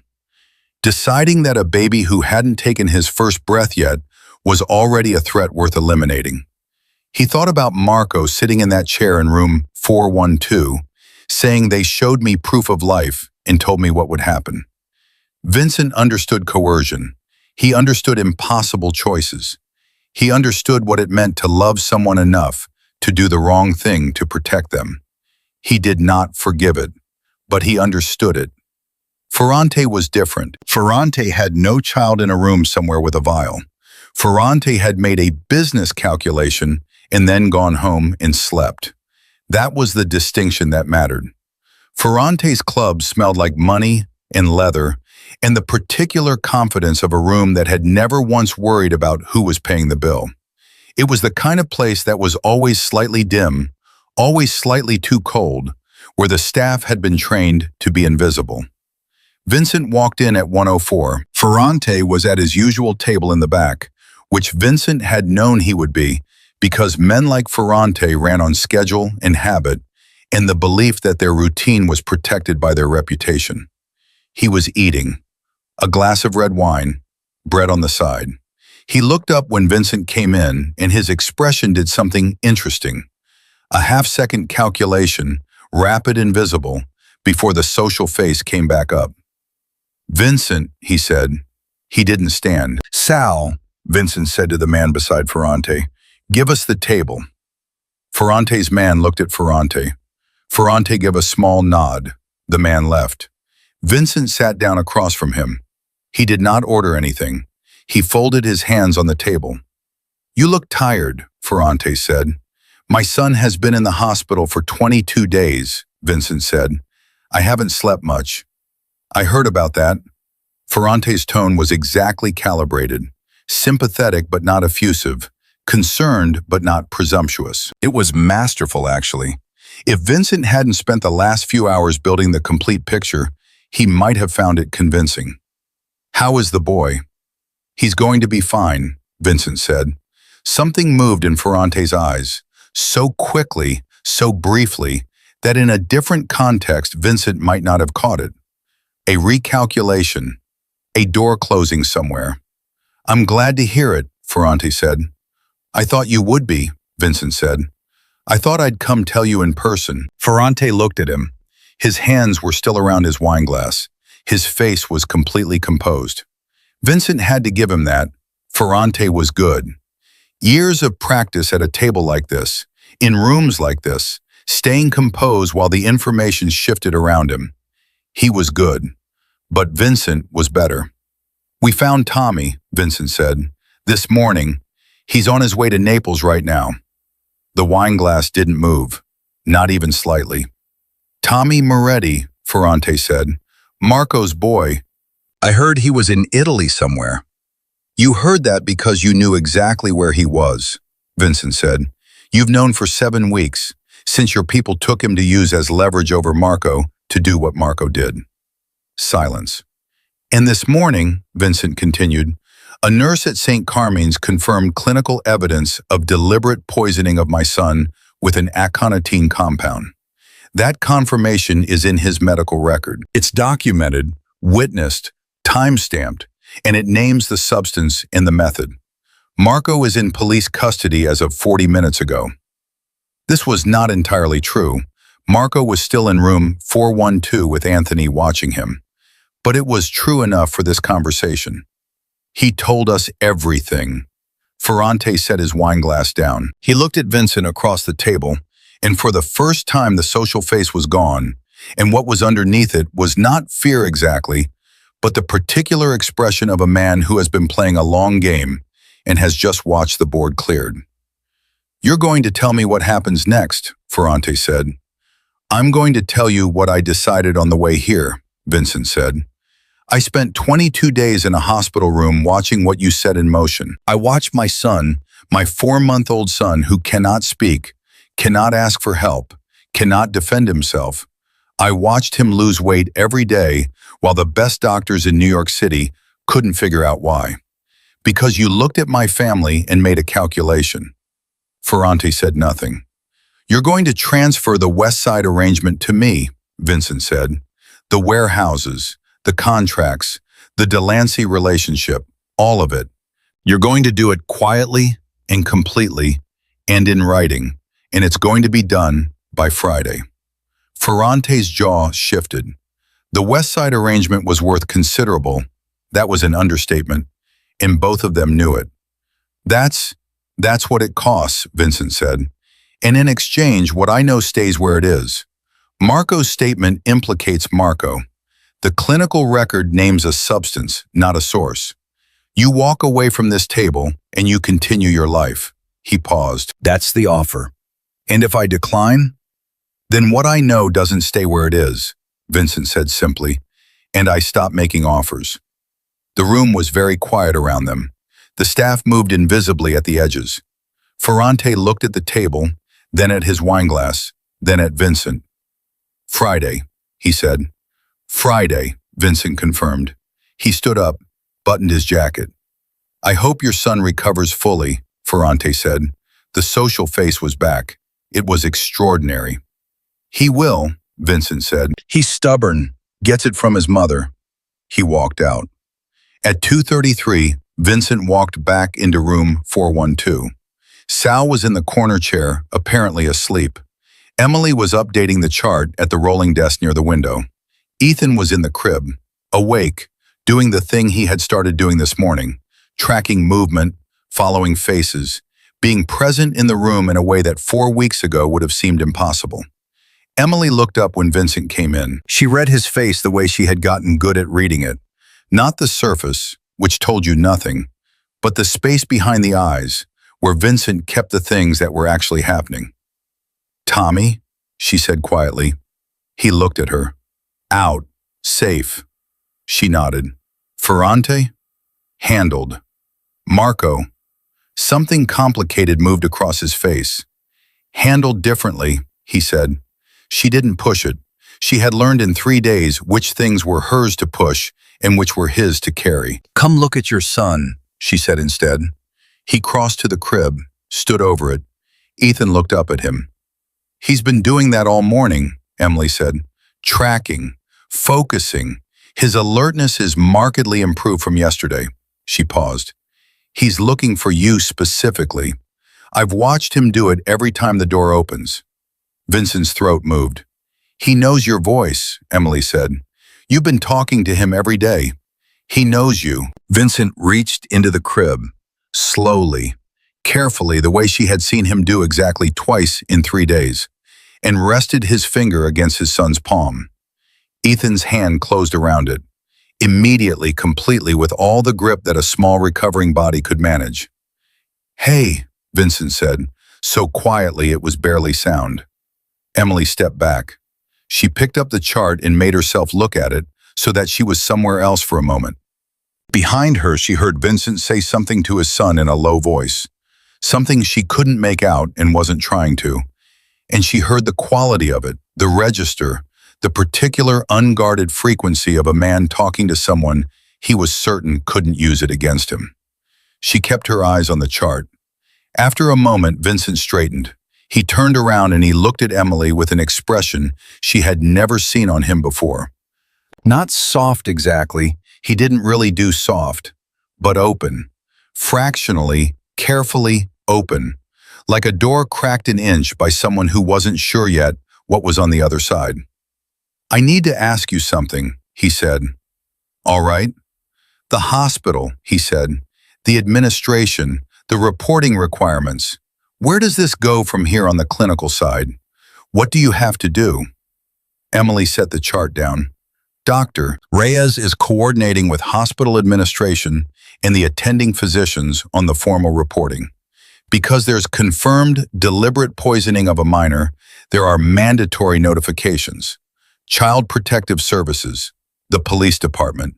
Those are already in motion. I know, Vincent said. I'm not trying to stop them. She looked at him carefully. I want it documented, he said, completely. Whatever the formal process requires, I want everything that happened to my son on record. He paused. I want there to be no version of this story where what was done to him gets quietly buried. Emily was quiet for a moment. That surprises me, she said honestly, because of who I am. Because people in your position don't usually want official records of anything. This is different, Vincent said. This is my son. What happened to him happened because someone thought his life was negotiable. I want that thought to have permanent consequences. She held his gaze for a moment, then she nodded. I'll make sure the documentation is complete and unambiguous, she said. You have my word. I know, he said. That's why I asked you and not anyone else in this building. Her phone buzzed. She looked at it. Dr. Reyes, confirming the afternoon consultation was on schedule. She typed back a response and looked up to find Vincent watching her.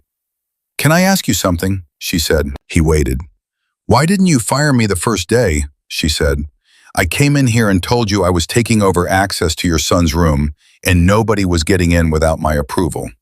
You'd never met me. I had no history with your family.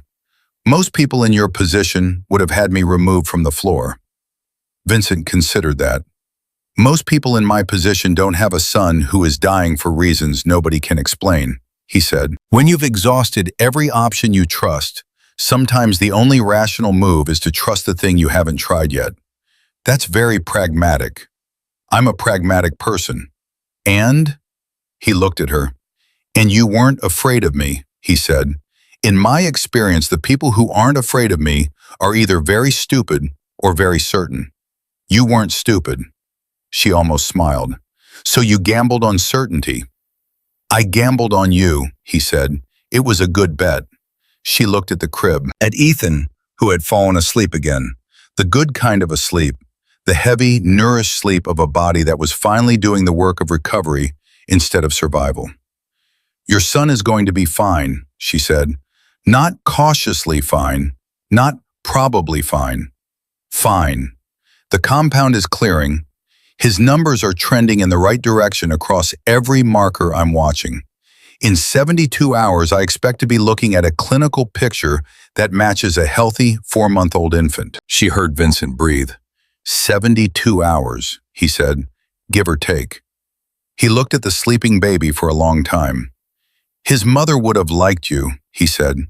He said it carefully, like something he had been considering whether to say. Rosa. She didn't tolerate nonsense either. She used to tell me that the most dangerous thing a person could do was pretend a problem wasn't there, because looking at it was uncomfortable. She sounds like she was smart, Emily said. She was the smartest person I knew, Vincent said. Simple, no performance in it. The room held that for a moment. I think about what would have happened, he said then quieter, if you hadn't come in that morning and asked about the pattern, if nobody had asked that specific question. Don't, Emily said. Don't spend time in that version, she said. I know the instinct. I've done it with cases that went the other way. You sit in what didn't happen, and you try to understand it, and all it does is take you away from what's in front of you. She looked at the crib. What's in front of you is a baby who is getting better. Stay there. Vincent looked at her for a moment. You give that speech to all the parents? He said. Only the ones who need to hear it, she said. He nodded slowly. Then he pulled the chair close to the crib and sat down, and she went back to the chart, and the room settled into the particular rhythm of a space where the crisis was over and the healing had begun.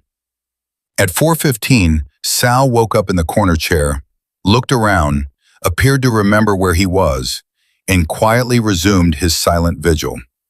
At 4:40, Dr. Reyes came in, reviewed the afternoon vitals, made 3 adjustments to the protocol, spent 20 minutes explaining each one to Emily in terms she immediately challenged and then accepted, and left looking like a man who was glad to be working with someone who pushed back.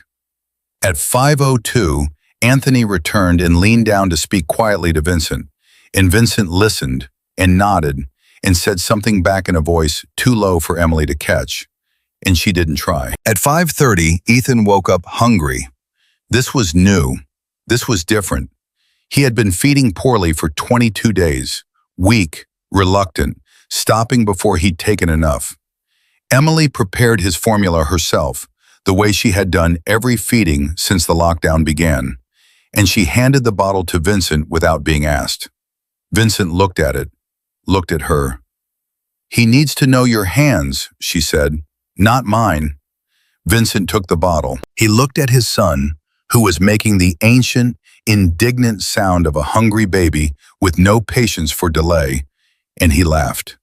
Quietly, briefly, barely audible, but it was a real laugh, surprised out of him, unguarded, belonging to a person she had not quite seen before. Okay, he told his son. I hear you. He started to feed him. Emily watched Ethan take the bottle, latch, and drink, properly, eagerly, without stopping, and she felt the thing in her chest again, the thing without a clinical name. She let herself feel it for exactly 1 moment. Then she looked at the chart. The numbers were good, every single one. She thought about 22 days of going the wrong direction and how quietly a tide could turn when you found the right thing to stop. She thought about all the hands that had touched this baby's chart and not seen the pattern. She thought about the moment she had laid a ruler across a page of weights and watched the lines stair-step down in a way no disease could explain. She thought about what it meant to ask a question that nobody had thought to ask. Not because you were smarter, not because you were better, but because you were willing to sit with the discomfort of not knowing and keep looking and refuse to accept an explanation that didn't fit. Not because you needed to be right, but because a 4-month-old baby needed someone who wasn't willing to stop until the answer was real. She wrote in the chart, feeding well, strong latch, full intake, first time since admission. She underlined that last part, first time since admission. She looked up. Across the crib, Vincent was watching his son eat with an expression that was so far outside the vocabulary of fear and power and consequence that it had no name in the language of the life he had lived. It was just a father, just a man, just someone watching a small person who had nearly been taken from him choose with no understanding of what that choice meant, to stay. His phone buzzed on the arm of the chair. He looked at it.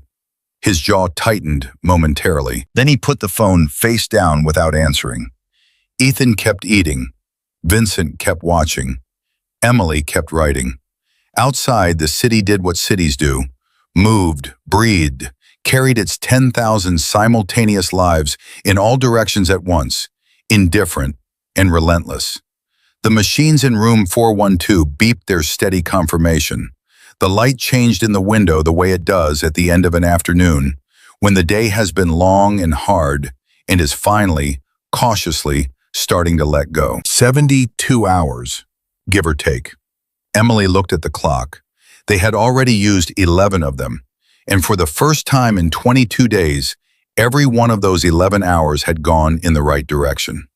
The 72 hours passed the way the hardest things pass, not quickly, not slowly, but with the specific weight of time that matters.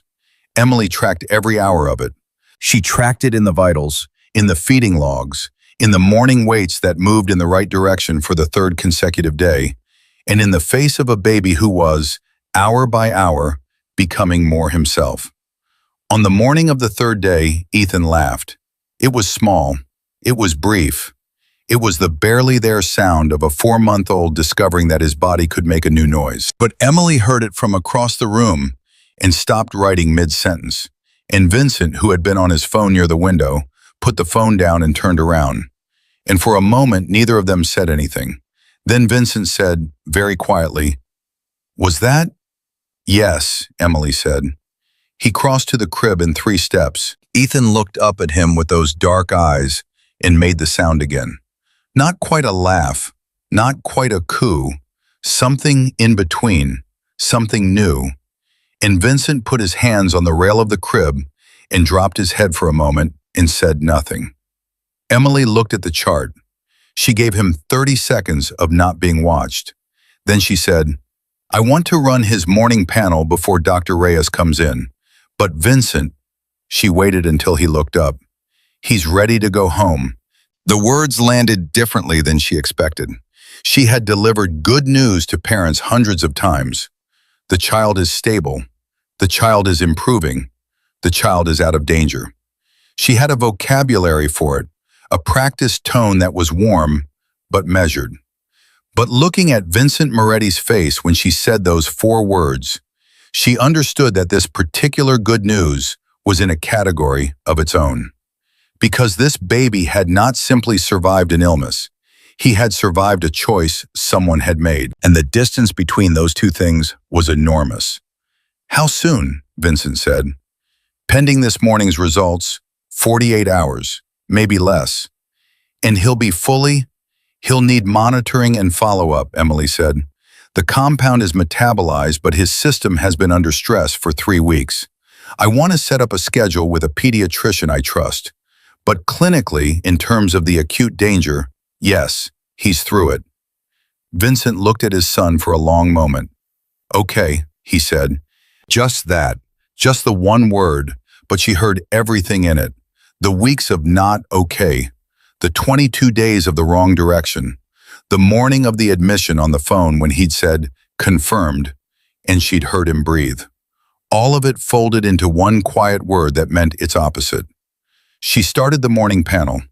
Dr. Reyes came in at 8:40 and reviewed the results, standing up, the way he always did when the news was good, like he couldn't quite justify sitting down for it. He went through the numbers with Emily in his precise, unhurried way, and when he finished, he looked at her over the top of his glasses. "Toxin levels are below clinical threshold," he said. "I know," Emily said. "Weight is up 11 grams from admission lowest. 14 since this morning." Reyes looked at the chart, then at the baby, then back at Emily with an expression of professional satisfaction that she recognized because it was the same expression she was working to keep off her own face. "Discharge protocol can begin this afternoon," he said. "I want to brief the discharge team myself," Emily said. "I want the follow-up care plan in writing, and I want to approve the pediatric contact before Vincent takes him home." You know you're not technically his primary nurse anymore, Reyes said. Your rotation on this wing ended 2 days ago. I know, Emily said. Reyes looked at her for a moment, then he made a note in the chart. I'll list you as consulting nurse of record for the discharge briefing, he said. Thank you. Carter, he stopped at the door. What you did here, the pattern recognition, the panel, moving fast enough to matter, he paused. I've been in this hospital for 16 years. I want you to know I've never seen anything quite like it. Emily looked at the chart. I just asked a question nobody had asked yet, she said. That's the whole job, Reyes said. Most people forget that. He left. Vincent had been listening from his chair. He didn't comment. He didn't need to. She could feel him listening, which was its own kind of weight, and she had gotten used to it over the past 3 days. The specific quality of attention Vincent Moretti gave to things he considered important. It didn't feel like scrutiny anymore. It felt like respect. At 10:15, Anthony came in with a man Emily hadn't seen before. Late 30s, bruised across the left cheekbone, a healing cut above his eye that had been recently cleaned and dressed. He moved carefully, the way people move when something hurt that they weren't going to mention. Tommy Moretti, she knew before anyone said it. The jaw was the same as Marco's. The build was similar, and the way he stopped in the doorway and looked at the crib with an expression that collapsed several emotions at once. Relief and guilt, and something she could only call complicated love, told her everything about who he was and what the last 7 weeks had cost him. Vincent stood up. The two men looked at each other across the room. You look terrible, Vincent said. I feel terrible, Tommy said. His voice was rough. But I'm here. You're here, Vincent agreed. Tommy crossed to the crib. He looked down at Ethan the way people looked at things that had nearly been lost, with a tenderness that had fear underneath it, the specific tenderness of a close call. He's okay, Tommy said. He's going home in 2 days, Vincent said. Tommy closed his eyes briefly. Open them. I need to tell you. I know, Vincent said. I need to say it anyway. Tommy looked at him. My father came to see me in Milan 3 months ago. Before any of this. He came to see me and he said he was in trouble, and I told him to come to you. I told him you'd handle it, whatever it was. He said no. Tommy's jaw worked. He said there were things he couldn't bring to you. I should have pushed harder. I should have called you myself. It wouldn't have changed what he chose, Vincent said. Maybe not, but Ethan is fine, Vincent said. The words were quiet, but absolute. He's going home in 2 days, and he's going to grow up and you're going to be in his life, and what happened in this room is over. You understand? It's over. Tommy looked at him for a long moment. His eyes were red at the edges in the specific way of someone who had been through too many days of too much. How do you put that away? I don't, Vincent said simply, but I decide what comes next. That's the part I can control. Emily had been watching this from the window side of the room, present but allowing it, the way she allowed the conversations that weren't hers. She had learned in 4 days that the Moretti family held their emotions the way they held everything. Close, controlled, in the body rather than on the face. And that this conversation, quiet as it was as raw as these men got in front of witnesses. Tommy looked at her suddenly, like he had just registered she was there. You're the nurse, he said. Emily Carter, she said. He held her gaze. My father told Ferrante's men about the hospital, about the protocols, about which shifts had reduced staff. He said it flat, factual, like he had been rehearsing this confession. I don't know if you already know that, but I wanted you to know that I know. Emily was quiet for a moment. I know, she said. Tommy nodded once. Then he looked back at the crib, at Ethan's small face turned toward the voices in the room with that new alertness that was still startling every time she saw it. He looks like Rosa, Tommy said. I know, Vincent said. The room held that for a moment. Go get some sleep, Vincent said to Tommy.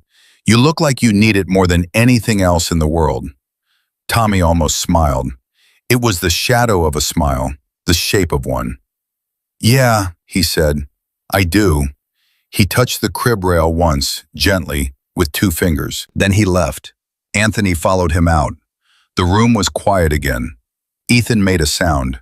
Vincent looked at him. He really does look like Rosa, Vincent said. Not to Emily, just to the room, just to hear himself say it out loud where it was real. Tell me about her, Emily said. She surprised herself saying it. It wasn't a clinical question. It wasn't her job. But the room had opened in a way that made it possible, and she had said it before she decided to. Vincent looked at her. She was a pediatric occupational therapist, he said, which I thought was the strangest possible thing for someone in my world to be. She spent her days helping children learn to hold spoons. He paused. She said it was the most important work there was, that everything started with what a child could do with their hands. He looked at Ethan. She would have had opinions about everything that happened in this room. She would have had opinions about you. Good ones, I hope, Emily said. Complicated ones, Vincent said. She gave those to everyone she respected. Emily thought about that. She sounds like someone who paid attention. She paid attention to everything, Vincent said. It was a lot sometimes, being seen that completely. He said this the way he said true things, without softening them. But it was also the only time in my life I felt like someone was actually in the room with me. Not the version of me people were afraid of, just me. Emily was quiet. She understood that she had been given something just then. Not a confidence exactly, but a view through a window she wasn't normally shown. She held it carefully. She would have told you to go home and sleep, Emily said finally. Vincent almost laughed. The same brief, surprised sound she had heard when Ethan laughed and broke it out of him.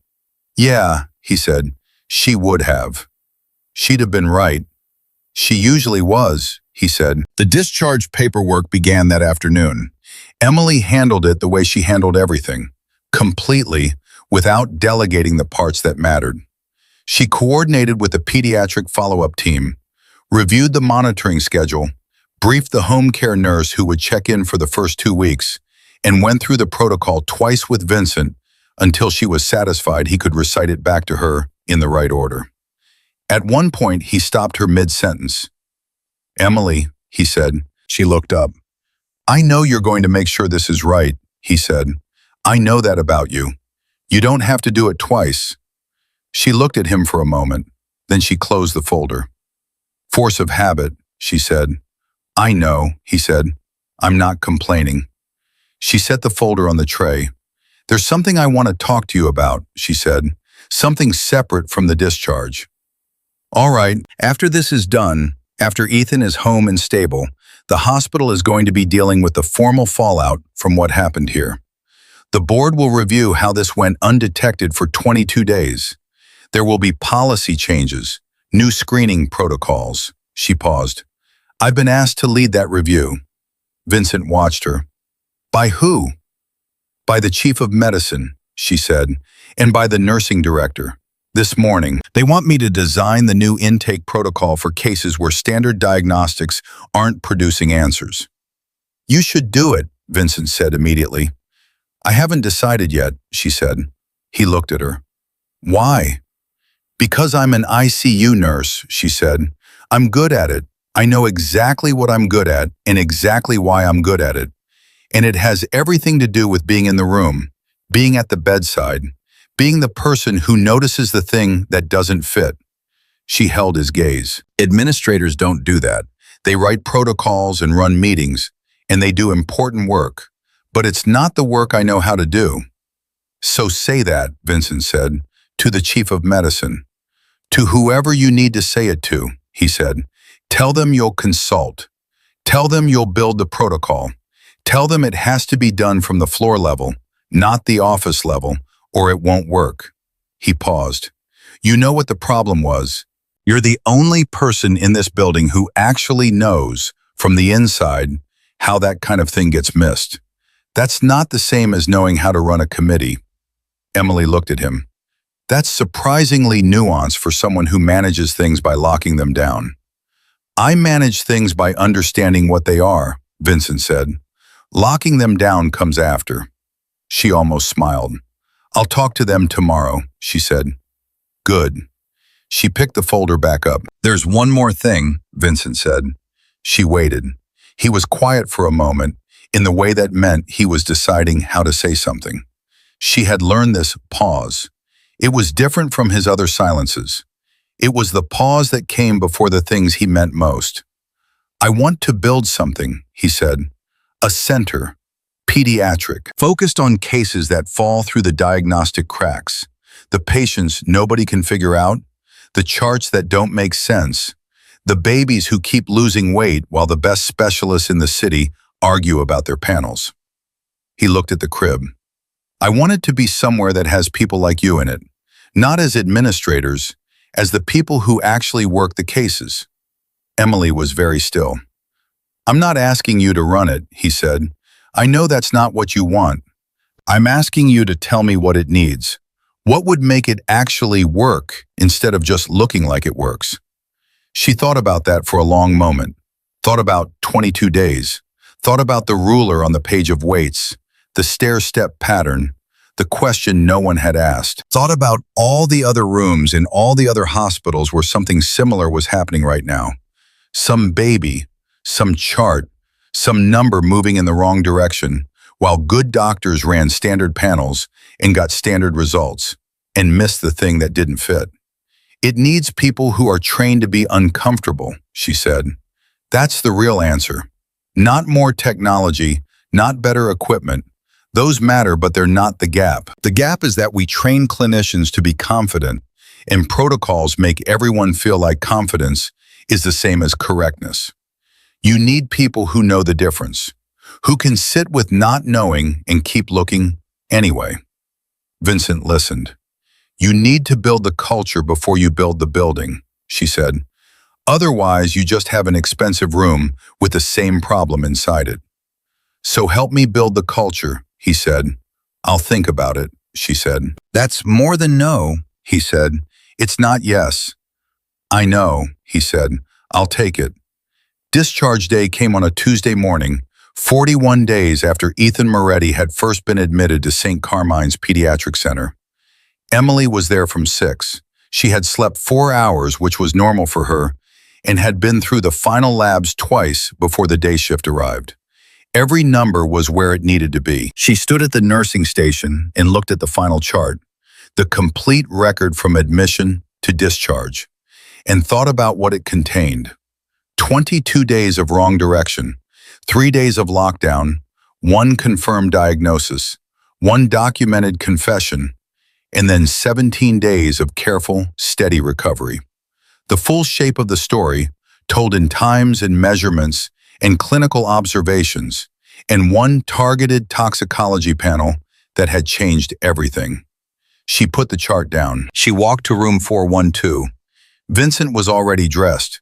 Ethan was dressed too, in a soft outfit that somebody, presumably Anthony, had produced from somewhere, blue with small white stripes.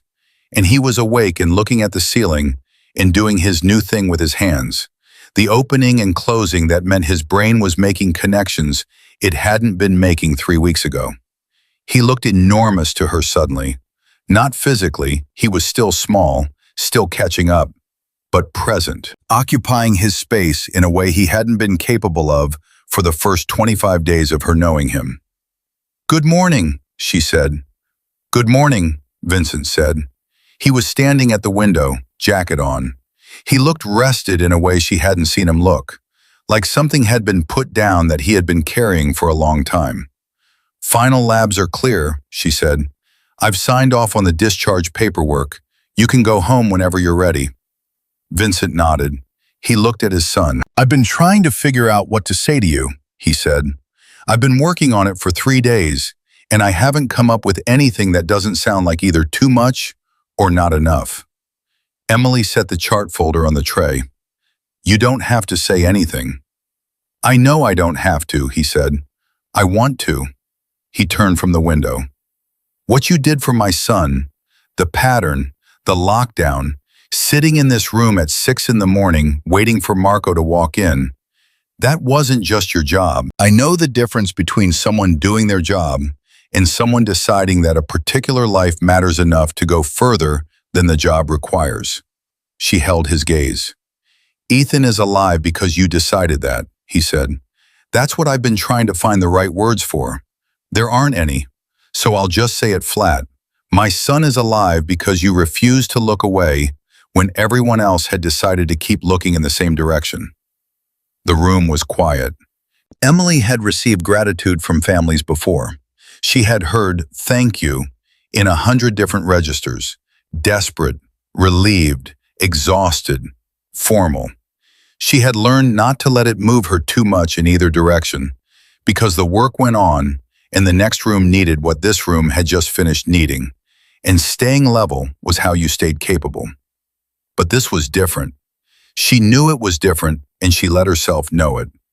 Take him home, she said.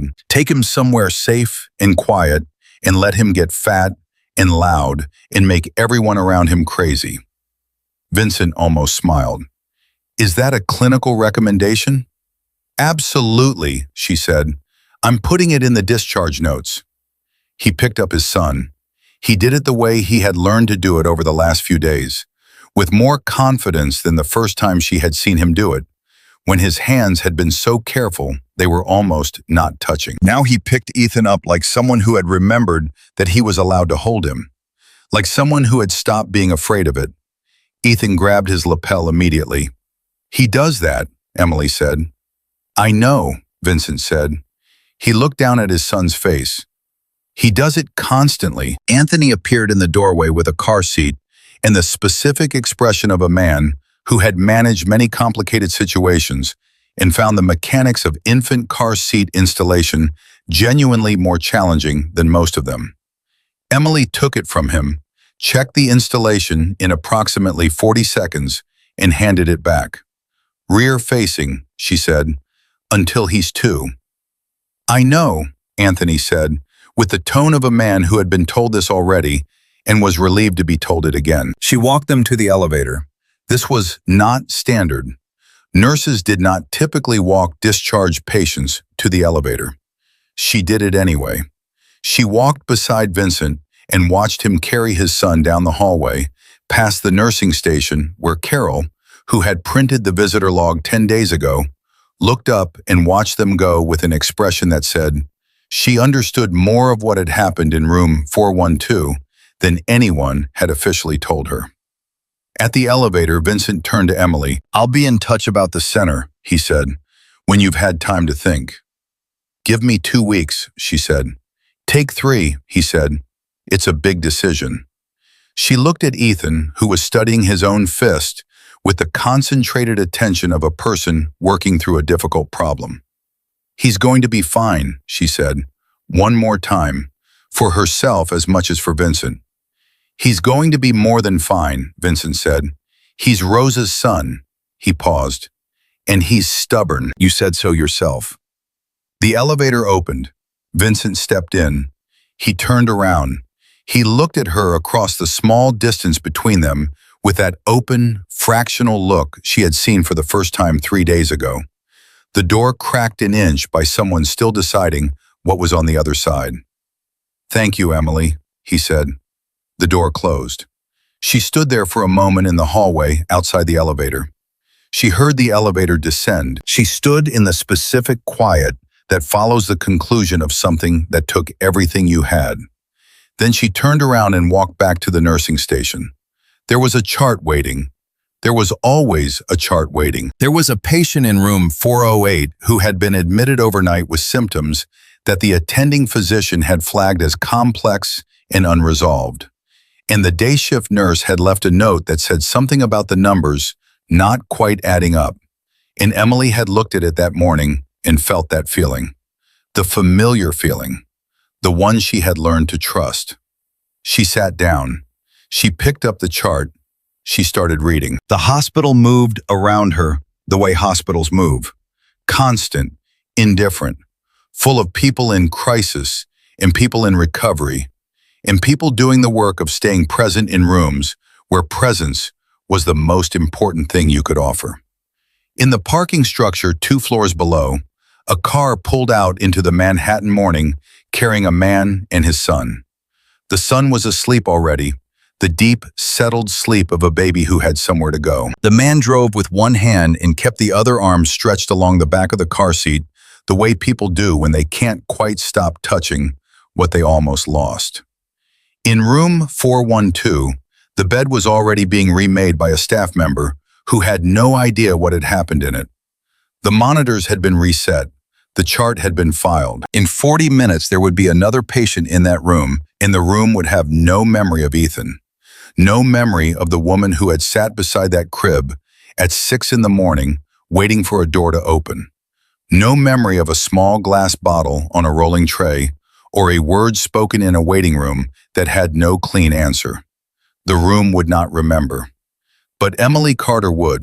She would remember the weights on the page and the ruler and the stair-step that was not a disease. She would remember sitting across a crib from a man who went completely still when he was most dangerous. She would remember a baby closing his fist around her finger and holding on. She would remember because this was the work.